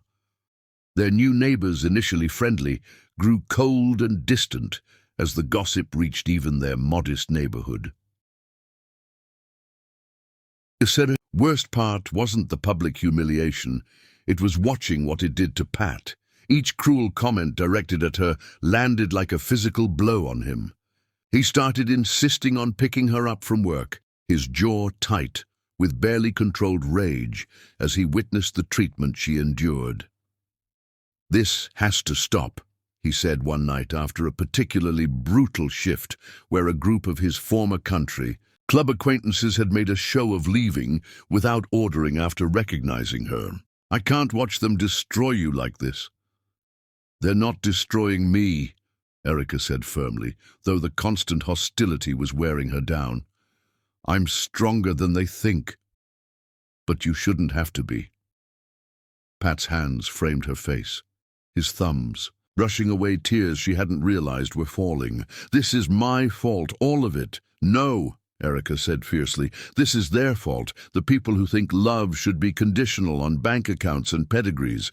We didn't do anything wrong by falling in love. That night, they made love with desperate intensity, as if they could somehow shield each other from the world's cruelty through the connection of their bodies." Pat worshipped her with his hands and mouth, whispering apologies and promises against her skin, while she clung to him like an anchor in the storm of their circumstances. The pregnancy test showed 2 pink lines on a cold Tuesday morning in November.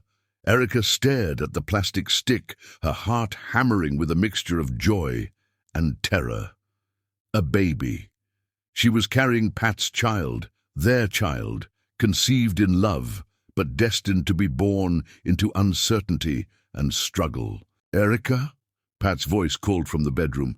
"Everything okay?" She emerged from the bathroom with the test in her trembling hands, unable to speak past the emotion clogging her throat. Pat took one look at her face, then at the test, and his expression transformed from concern to wonder to fierce, protective joy. "A baby," he whispered, pulling her into his arms and spinning her around their tiny living room. "We're having a baby." For a moment all their troubles fell away. There was only joy, pure and brilliant, at the life they had created together. Pat's hands were gentle as they settled on her still flat stomach, his eyes bright with tears. "I love you," he said against her forehead, "both of you, so much." The next few weeks were among the happiest of their marriage, despite their circumstances. Pat became almost comically protective, insisting she quit her job at the diner, bringing her prenatal vitamins and healthy meals, reading pregnancy books with the same intensity he'd once applied to business contracts.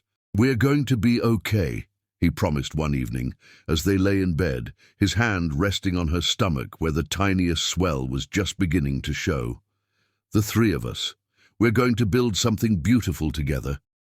Erica had never loved him more than in those moments when he spoke about their future with such certainty, such hope. They talked about names, about nursery colors, about the kind of parents they wanted to be.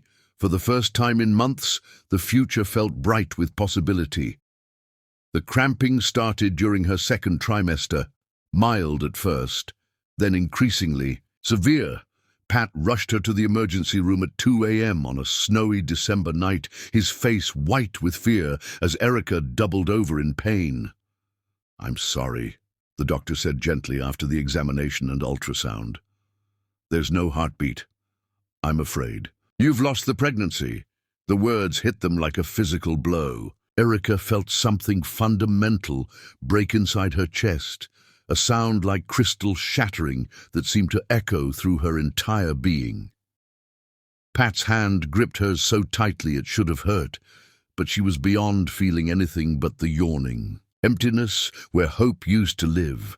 The medical procedures that followed were a blur of clinical efficiency and hushed sympathy. They went home to their small apartment with empty arms and broken hearts, the tiny nursery they'd begun preparing. Now a monument to dreams that would never be, Erica retreated into herself, barely speaking, barely eating, moving through the days like a ghost. The grief was overwhelming, made worse by the guilt that whispered this was somehow her fault, that the stress and hostility she'd endured had cost them their child. "It's not your fault," Pat said one night, finding her crying silently in the dark. "The doctor said it happens sometimes, especially with first pregnancies. It's not your fault, baby." "Isn't it?" Erica's voice was raw with pain. "All the stress, all the anger, all the hatred directed at us every day. How could that not affect the baby?" Pat pulled her into his arms, and for the first time since the hospital, she let herself be held. They cried together then, grieving. Not just for the child they'd lost, but for the innocence that had been stripped from their love by circumstances beyond their control. "I can't do this anymore," Erica whispered against his chest. "I can't keep fighting. I'm so tired, Pat. I'm so tired of being strong." "Then let me be strong for both of us," Pat replied, his voice fierce with determination. "Let me carry us for a while." And he did. For the weeks that followed, Pat became her protector, her caretaker, her anchor. He held her when she cried, cooked for her when she couldn't face food, sat with her in comfortable silence when words felt too heavy to speak.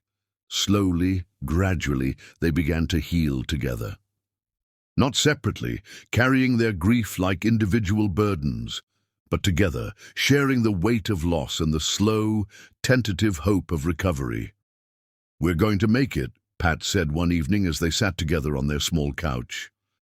Erica curled against his side while snow fell outside their window. "We're going to make it through this." "How can you be so sure?" Erica asked, her voice still fragile from weeks of tears. Pat's arms tightened around her. "Because losing our baby showed me something. It showed me that no matter what gets taken from us, money, status, approval, even dreams, we still have each other, and as long as we have each other, we can survive anything." The miscarriage had tested their love in the cruelest way possible, but instead of breaking them apart, it had forged them into something stronger. They had seen each other at their most vulnerable, most broken, and loved each other through it. "I want to try again," Erica said quietly. Not now, not yet, but someday. I want us to have a family. We will, Pat promised, pressing a kiss to the top of her head. When we're ready, when we're stronger, we'll try again, and next time we'll be ready for whatever comes. As winter gave way to spring, Pat and Erica emerged from their grief changed, but not defeated. They had been tested by circumstances that would have broken many couples, but their love had proven stronger than loss, deeper than despair. The worst was behind them now. It was time to start fighting back, together. Chapter 8. Finding Strength. Spring brought more than just warmer weather. It brought a renewed sense of purpose that neither Pat nor Erica had felt in months. They sat at their small kitchen table on a sunny April morning, laptops open between them, surrounded by legal documents, business plans, and the kind of determined energy that comes from deciding to stop being victims of circumstance. Heritage Consulting, Erica said, testing the name they'd chosen for their new company. I still love how it sounds. It represents everything we want to build, honoring where we came from while creating something new. Pat looked up from the incorporation papers he was reviewing, his eyes bright with excitement. It's perfect. Just like our business model, helping companies build authentic connections with diverse communities while maintaining their core values. The past month had been a whirlwind of planning, research, and careful strategizing. Using Pat's remaining personal savings and a small business loan Erica had qualified for based on her work history, they were launching their own consulting firm. The concept was revolutionary in their conservative business circles. Instead of helping companies maintain exclusive, homogeneous customer bases, Heritage Consulting would specialize in authentic diversity and community outreach. Mrs. Garcia said 3 of her church friends want to meet with us about their small businesses, Erica reported, scrolling through her emails. And Pastor Williams thinks we should present our services to the Community Development Council. Brilliant, Pat said, reaching across the table to squeeze her hand. See? This is exactly what I mean. You have connections and insights that traditional consultants completely miss. We're not just offering services, we're building bridges. The key touch of his hand sent familiar warmth through Erica's system. Even after everything they'd been through, the simple contact could still make her pulse quicken. Pat's thumb traced over her wedding ring as he spoke, a gesture that had become unconscious but never lost its meaning. Are you sure about this? Erica asked, voicing the fear that still occasionally surfaced. Starting from scratch, building something completely new. It's a huge risk. Pat brought her hand to his lips, pressing a soft kiss to her palm. The biggest risk would be giving up on ourselves. We've proven we can survive the worst. Losing our baby, financial ruin, social ostracism. Starting a business together. That's just the next adventure. His confidence was infectious, and Erica felt her doubts melting away. This was what she loved most about Pat. His ability to see possibility where others saw only problems, his unwavering belief in their partnership. Their first official meeting was with Rivera Brothers Construction, a family-owned company that had been struggling to secure contracts with larger developers. Maria Rivera, the daughter who'd recently taken over the business, welcomed them into her modest office with the kind of warmth Erica remembered from her own community. We're good, Maria explained, gesturing to photos of their work on the walls. Really good. But the big firms don't want to take chances on us. They see our name, our location, and they make assumptions. Pat leaned forward, his business instincts engaged. What if we could help you showcase your work in a way that highlights your advantages rather than apologizes for your differences? For the next 2 hours, Erica watched Pat in action, and it was like watching a master artist at work. He asked probing questions, listened intently to answers, and gradually built a comprehensive understanding of Rivera Brothers' challenges and strengths. But what impressed her most was how he incorporated her insights seamlessly into the conversation. Erica makes an excellent point about authenticity in marketing, Pat said, when she suggested emphasizing the company's community roots rather than trying to mimic corporate competitors. Your family history, your neighborhood connections, your understanding of local needs, those aren't obstacles to overcome. They're competitive advantages to leverage. By the end of the meeting, they had their first client and a plan that excited everyone involved. As they walked to their car, Erica felt a pride she'd never experienced in any previous job. "We're actually good at this," she marveled, sliding into the passenger seat of their modest sedan. "We're better than good," Pat replied, his smile brilliant as he started the engine. "We're revolutionary. Do you realize what we just did in there? We completely reframed how that family thinks about their business identity." That night, they celebrated their first client with takeout Chinese food and champagne, an odd combination that somehow perfectly represented their new life of mixed circumstances and unlimited hope. They made love on their living room floor. Afterward, too excited and passionate to make it to the bedroom, Pat whispering against her skin about the future they were building together. "I love you like this." Erica gasped as Pat moved inside her with slow, deliberate intensity.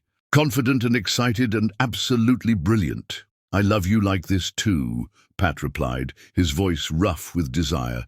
"Fearless and visionary and so incredibly sexy when you're changing the world." Their lovemaking that night had an edge of triumph. To it, a celebration of shared success and renewed purpose that left them both breathless and deeply connected. Over the following months, Heritage Consulting grew from a kitchen table dream to a legitimate business with a growing reputation. Their approach was unconventional but effective. Instead of cold-calling Fortune 500 companies, they started with smaller, community-based businesses and let their success speak for itself.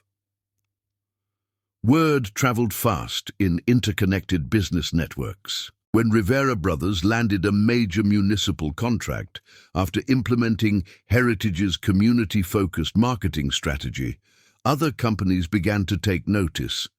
When a small tech startup saw its user base triple after Heritage helped them authentically engage with diverse communities, the local business press picked up the story. Hughes Consulting success story, from corporate pariah to community champion, read the headline in the Business Journal's feature article about their company's meteoric rise. "How does it feel to be a success story?"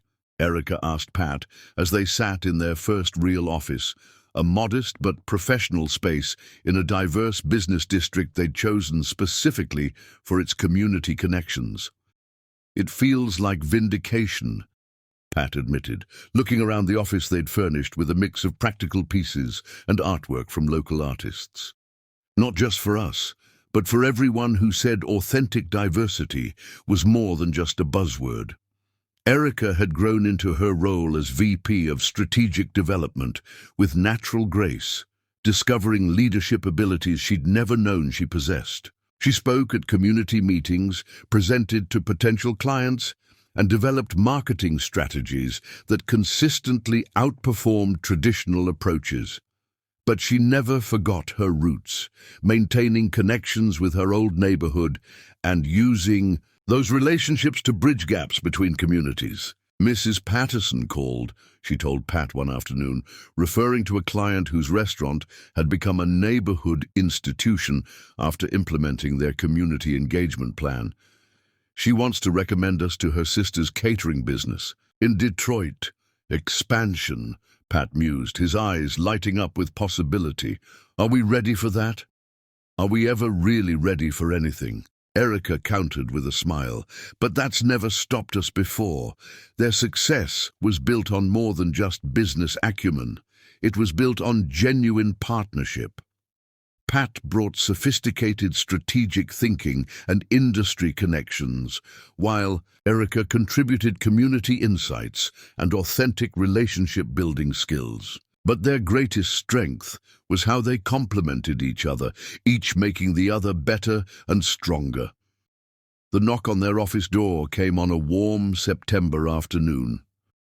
Erica looked up from her computer to see Sarah Hughes standing in the doorway, her expression a mixture of nervousness and determination. "Sarah!" Erica rose immediately, embracing Pat's sister warmly. "What brings you here? Is everything okay?" "Everything's wonderful, actually," Sarah replied, though her eyes were bright with unshed tears.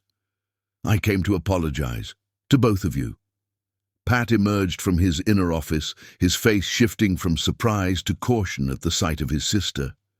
The rift with his family remained a source of pain, despite his success in building a new life. "I should have stood up for you from the beginning," Sarah continued, her voice gaining strength. "I should have told Dad he was wrong, told Mother she was being cruel, told everyone who would listen that what you two have is beautiful and real, and worth celebrating." "Sarah," Pat began, but she held up a hand to stop him. "Let me finish. I've watched you two build something incredible together, not just this business, though it's amazing, but the way you support each other, the way you've created a life based on love and mutual respect. It's everything I want for myself someday." Erica felt tears starting in her own eyes. "You don't need to apologize." "Yes, I do. I let fear of Dad's disapproval make me a coward when I should have been celebrating my brother's happiness." Sarah turned to Pat, her voice breaking slightly. "I'm so proud of you, of both of you. You've shown me what real courage looks like." The three of them stood in the middle of their modest office, hugging and crying and finally healing some of the wounds that had been festering for over a year. When Sarah finally pulled back, she was smiling through her tears. "I have news," she announced. "I'm getting married." "Sarah!" Erica squealed, immediately demanding to see the ring and hear about the fiancé. "David's wonderful," Sarah said, her face glowing with happiness. "He's a teacher, completely unimpressive by Dad's standards, but he makes me laugh and he thinks I'm amazing exactly as I am." "When's the wedding?" Pat asked, his smile brilliant. 6 months, and I want you both there. As my family, my real family." Later that evening, as Pat and Erica walked home from their office through the diverse, vibrant neighborhood they'd come to love, they reflected on how far they'd traveled from that desperate night at the auction house. "Do you ever miss it?" Erica asked, squeezing Pat's hand as they passed the small park where local children played while their parents chatted on benches. "The penthouse, the luxury, the easy life?" Pat stopped walking and turned to face her, his hands framing her face in the gesture that still made her heart skip.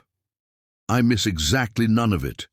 This life we've built together, our business, our neighborhood, our authentic relationships. This is what I was searching for without even knowing it, even when we're eating ramen noodles for dinner because we reinvested all our profits back into the company." "Especially then," Pat laughed, leaning down to kiss her softly, "because those ramen noodles represent something we built together, something no one can take away from us." As they kissed under the streetlight, surrounded by the sounds of their adopted community, children playing, neighbors chatting, music drifting from open windows, Erica felt a contentment deeper than any luxury could provide. They had lost everything and found something infinitely more valuable, a partnership built on love, respect, and shared purpose. Heritage Consulting was thriving. Their marriage was stronger than ever, and they were finally building the life they dreamed of on their own terms. Pat had learned that his worth wasn't measured by his father's approval or his bank account balance, while Erica had discovered leadership abilities she'd never imagined possessing. They had faced the worst and emerged not just intact, but triumphant. Whatever challenges lay ahead, they would meet them as they had learned to meet everything else, together, with love as their foundation and each other as their strength. The future had never looked brighter. Chapter 9. Shadows of the Past. The call came at 3 a.m. on a Tuesday that would change everything. Pat rolled over to answer his phone, instantly alert despite the early hour. Late-night calls in their world usually meant either business emergencies or family crises. Erica stirred beside him, her hand instinctively moving to rest on the gentle swell of her belly, where their second child was growing, now safely into the second trimester. Patrick. The voice was barely a whisper, but Pat recognized it immediately. His grandfather, James Hughes, the family patriarch who'd been slowly dying of cancer for the past 6 months. "Grandpa James?" Pat sat up, concern flooding his voice. "What's wrong? Are you okay?" "I'm dying, boy. Tonight, probably. But before I go—" The old man's voice was weak but determined. "I need to see you. Now. There are things, terrible things. I need to tell you before it's too late." Pat was already reaching for his clothes. "I'll be right there." "Alone, Patrick. Come alone. What I have to say, it's going to change everything." The Hughes family estate loomed against the pre-dawn, darkness like something from a Gothic novel, all shadows and sharp angles. Pat hadn't been here since his wedding day over 2 years ago, and the memories of his childhood in these halls felt like they belonged to someone else entirely. He found his grandfather in the master bedroom, propped up in the massive 4-poster bed that had belonged to Hughes patriarchs for generations. James looked impossibly frail, his once commanding presence reduced to paper-thin skin and eyes that burned with desperate urgency. "Sit," James commanded, gesturing to the chair beside the bed. "And prepare yourself, boy. What I'm about to tell you is going to shatter everything you think you know about this family." Pat settled into the chair, his heart already racing with apprehension. "Grandpa, maybe this should wait until—" "There is no waiting." James's grip on Pat's hand was surprisingly strong. "Your father is on his way here. He's been trying to keep me from talking to you, but I won't die with these secrets." The old man's breathing was labored, but his voice gained strength as he began to speak. "Patrick, you are not Richard's biological son." The words hit Pat like a physical blow. He stared at his grandfather in stunned silence, the room seeming to tilt around him. "What?" he managed to whisper. James's grip on Pat's hand tightened. "Your mother, my beautiful, spirited daughter-in-law, she had an affair in the early years of her marriage. Richard was cold, controlling, more interested in business than his young wife." Pat's mind reeled, rejecting what he was hearing. "That's impossible. I look like him. You look like her," James corrected gently, studying Pat's face with sad eyes. "You have her spirit, her capacity for genuine love. But your real father—" He paused, gathering strength. "Your real father was a man named Samuel Brown." The name exploded through Pat's consciousness. Brown, Erica's maiden name. Samuel Brown was a brilliant civil rights lawyer, a leader who was fighting for integration and equality in the 1960s. James's voice grew stronger as he continued the story. "Your mother met him at a charity function, one of the few integrated events of that era. They fell in love, Patrick, really, truly, desperately fell in love." Pat felt the world shifting beneath him. "What happened to him?" Tears leaked from James's eyes. "He was murdered, shot down in the street by men who couldn't stand the idea of a black man with that much power and influence. Your mother was 3 months pregnant when it happened." The room seemed to spin around Pat.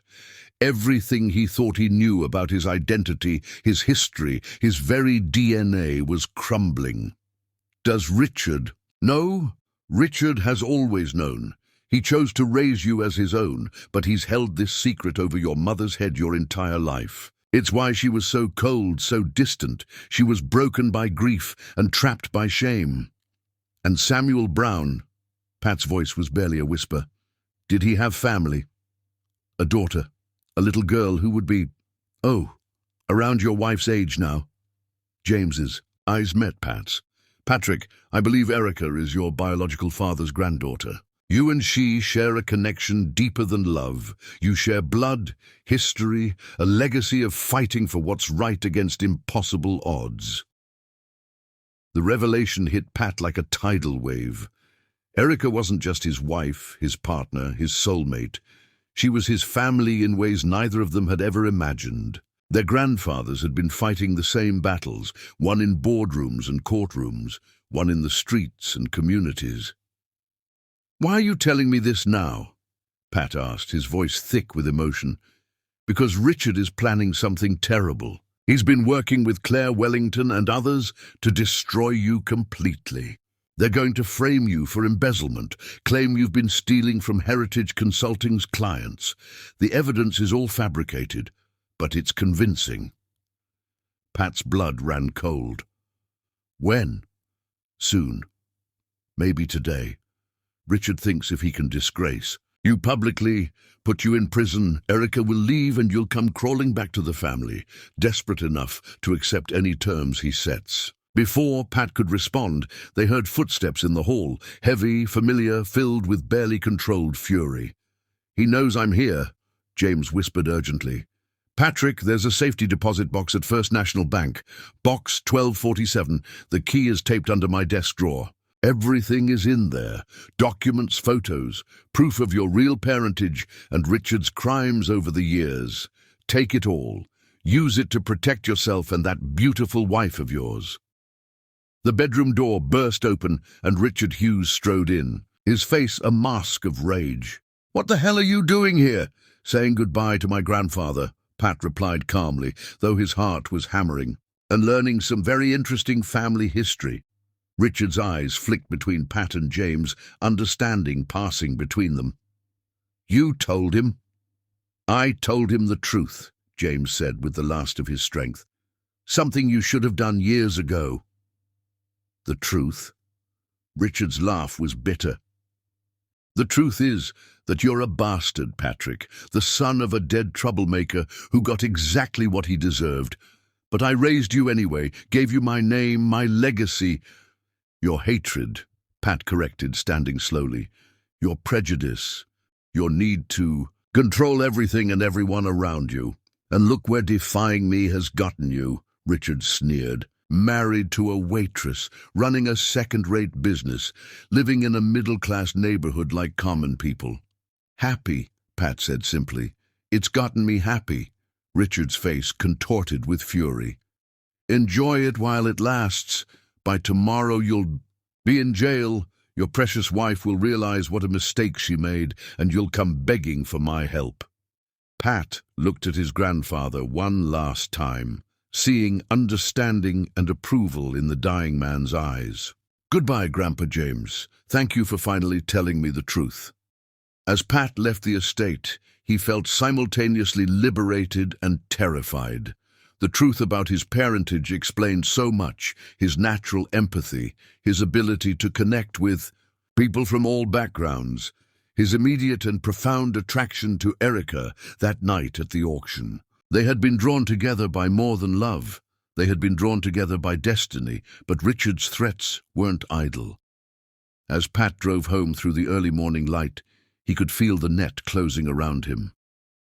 The arrest came with devastating precision, orchestrated for maximum humiliation. Pat was in their office, reviewing contracts with Erica for their biggest deal yet, when the FBI agents burst through the door with a thunderous crash.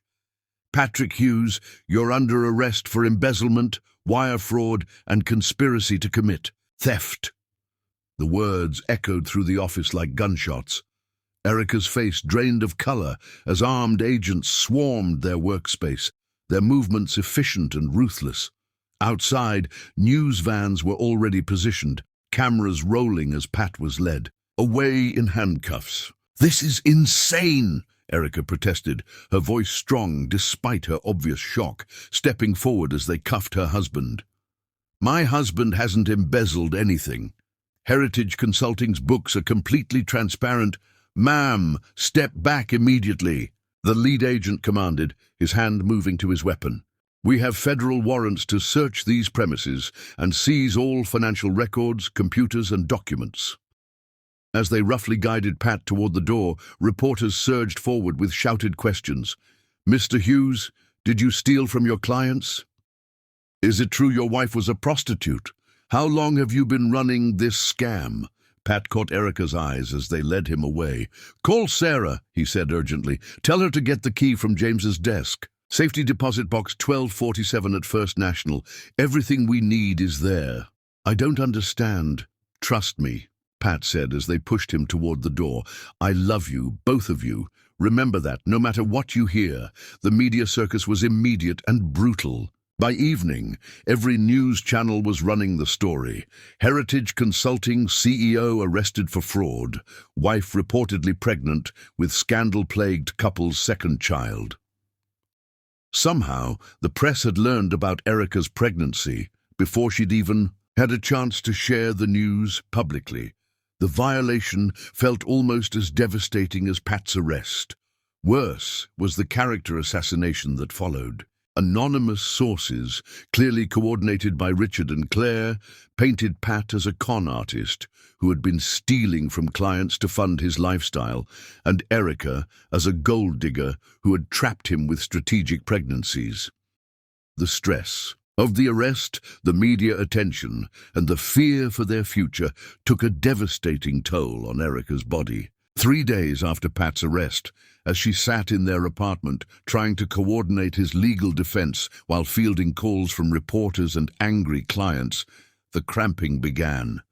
No, she whispered, doubling over as pain shot through her abdomen. Not again, please, not again. But her body wasn't listening to her pleas. By the time Sarah arrived to drive her to the hospital, Erica was in full premature labor at just 28 weeks, her body giving up under the crushing weight of stress and fear. We need to get your husband, the doctor said, as they rushed her into the delivery room. He should be here for this. He's in jail, Sarah said grimly, holding Erica's hand as another contraction hit. Falsely accused and locked up while his wife delivers their baby alone. The labor was fast and frightening. Their son, because it was a boy, just as they'd hoped, was born weighing barely 3 pounds. His tiny body immediately whisked away to the NICU while machines beeped frantically around him. Is he going to be okay? Erica asked weakly, her body exhausted from the ordeal. He's a fighter, the doctor assured her. Small, but strong. Just like his parents, I'd guess. As Erica lay in the hospital bed, her newborn son fighting for life, in an incubator while her husband sat in a jail cell, she felt the weight of everything they'd endured crushing down on her. The auction house, the family rejection, the financial ruin, the miscarriage, and now this, their child born into a world where his father was branded a criminal and his future was uncertain. But even in the darkest moment of her life, surrounded by the beeping of medical machines and the sterile smell of antiseptic, Erica felt something unbreakable inside her core. Love, not just for Pat, not just for their tiny son, but for the truth that would set them free. She closed her eyes and whispered a prayer her mother had taught her. Give us strength for the battle ahead, and let love be our victory. The war for their family's future was about to begin, and this time they were fighting not just for themselves, but for their son's legacy. Whatever it took, however long it took, Erica would prove Pat's innocence and expose the real criminals who had orchestrated their downfall. The Hughes family's web of lies and prejudice was about to be torn apart, and the truth, all of it, would finally see the light of day. Chapter 10. Love's Ultimate Victory. From his jail cell, Pat could hear the chaos outside. Reporters shouting questions, protesters demanding justice. But none of that mattered compared to Sarah's smuggled text. Baby born, tiny but fighting, Erica strong, found the key, getting evidence. His son, his and Erica's boy, was fighting for life while Pat sat helpless behind bars. The fury that filled him transcended every other concern, a primal need to protect his family. Hughes, the guard called. Your lawyer's here. David Chen entered, with Sarah, her face grim but determined. "We got into the safety deposit box," she said, pulling out a thick envelope. "Pat, you need to see this." James Hughes's secret cash was explosive. Bank records showing Richard's decades of embezzlement. Photographs of Pat's mother with Samuel Brown. Their love obvious in every captured moment. Birth certificates, DNA, tests, and most damning, recorded conversations where Richard admitted orchestrating Samuel Brown's murder. "This isn't just evidence of your innocence," Chen breathed. "This is evidence of multiple felonies spanning 40 years. He killed my biological father," Pat said quietly, "and he's been stealing from the company for decades." "We take this to the FBI immediately," Chen decided. "Richard Hughes is about to discover what real scandal looks like." The truth exploded across every news channel within hours. The same reporters who had covered Pat's arrest now had a bigger story. The Hughes patriarch exposed as a murderer, embezzler, and master manipulator. Richard's reputation crumbled overnight. Business partners fled, federal investigators began unraveling decades of crimes, and Claire Wellington was arrested as an accessory. But Pat barely heard any of it from his hospital chair beside his son's incubator. Released from jail, he'd rushed straight to the NICU, where tiny James Samuel Hughes, named for both grandfathers, lay fighting for his life. "He's beautiful," Pat whispered, touching the incubator's glass. "He looks like you." Erica, still weak but radiant with relief, leaned against his shoulder. "He has your stubbornness. The doctors say he's exceeding expectations." "Of course he is," Pat replied with fierce pride. "Fighting impossible odds is in his DNA." Justice came swift and complete. Richard received 20 years for embezzlement, conspiracy, and accessory to murder. Claire got 5 years for fraud. The Hughes Global Board offered Pat his old position, with full restoration of his inheritance. Pat's response was immediate: "No, thank you." Instead, they poured themselves into heritage consulting. The publicity had made them famous for the right reasons, a couple whose love had exposed corruption and fought for justice. Companies nationwide sought their authentic approach to diversity. Little James grew stronger each day. When he finally came home 3 months later, healthy and perfect, it felt like victory's final piece falling into place. Heritage Consulting became a national firm.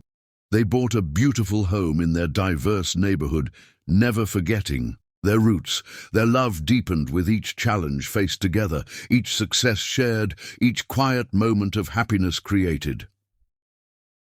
5 years later. "Daddy, catch me."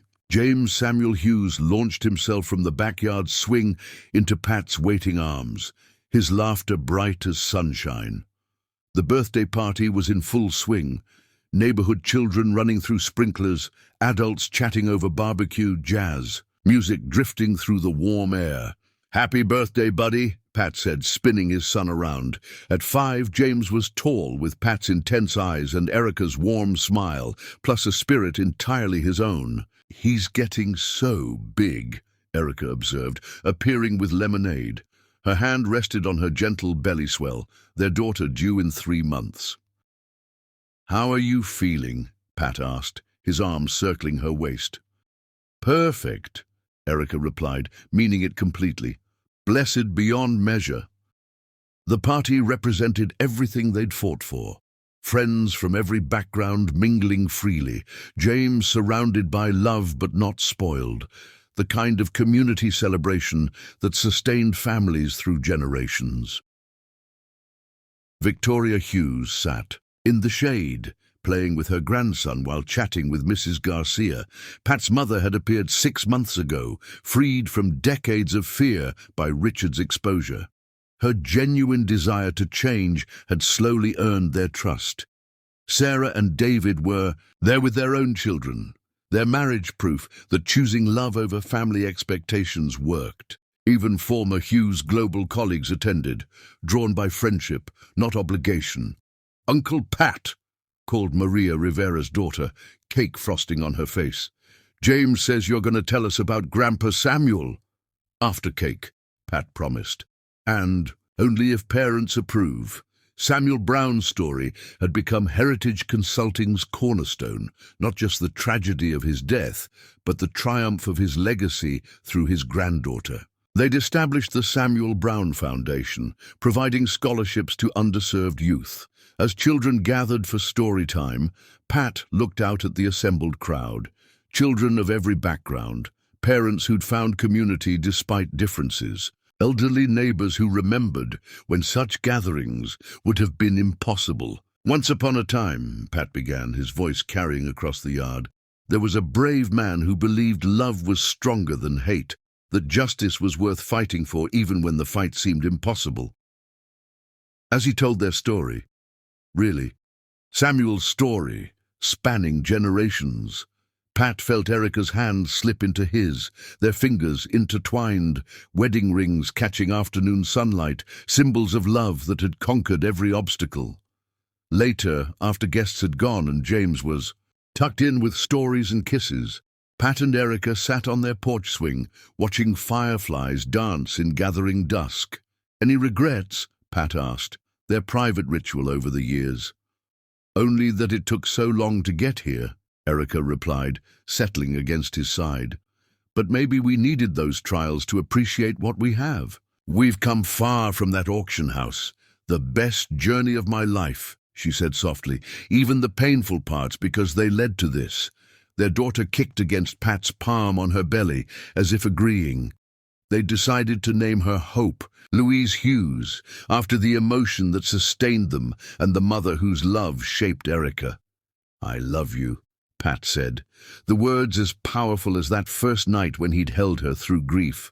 I love our family, our life, everything we've built together. I love you too, Erica replied, turning for a soft kiss.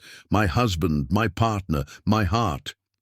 In comfortable silence, surrounded by their neighborhood settling into evening, both knew they'd achieved something remarkable. Not just success or security, but love that had survived every test and created a legacy for generations. Their grandfathers had fought for justice in their times. Pat and Erica had fought for love in theirs. Their children would carry both traditions forward, building on foundations of courage and unwavering devotion to what was right. Jazz music drifted from a neighbor's window, the same kind playing when they first danced. Pat stood, offering Erica his hand despite her pregnancy. "Dance with me?" he asked, just as he had that first magical evening. "Always," she replied, stepping into his arms naturally as breathing. They danced slowly under the stars, two souls who'd found each other against impossible odds and built something beautiful from others' hatred. Their love story was complete, but their love itself was infinite, growing stronger each day, each challenge, each moment of joy they created together. Under the vast night sky, surrounded by the sounds of their chosen community, Pat and Erica Hughes danced as they had learned to live, together with love as their foundation and each other as their strength. It was, by any measure, the perfect ending to an extraordinary love story.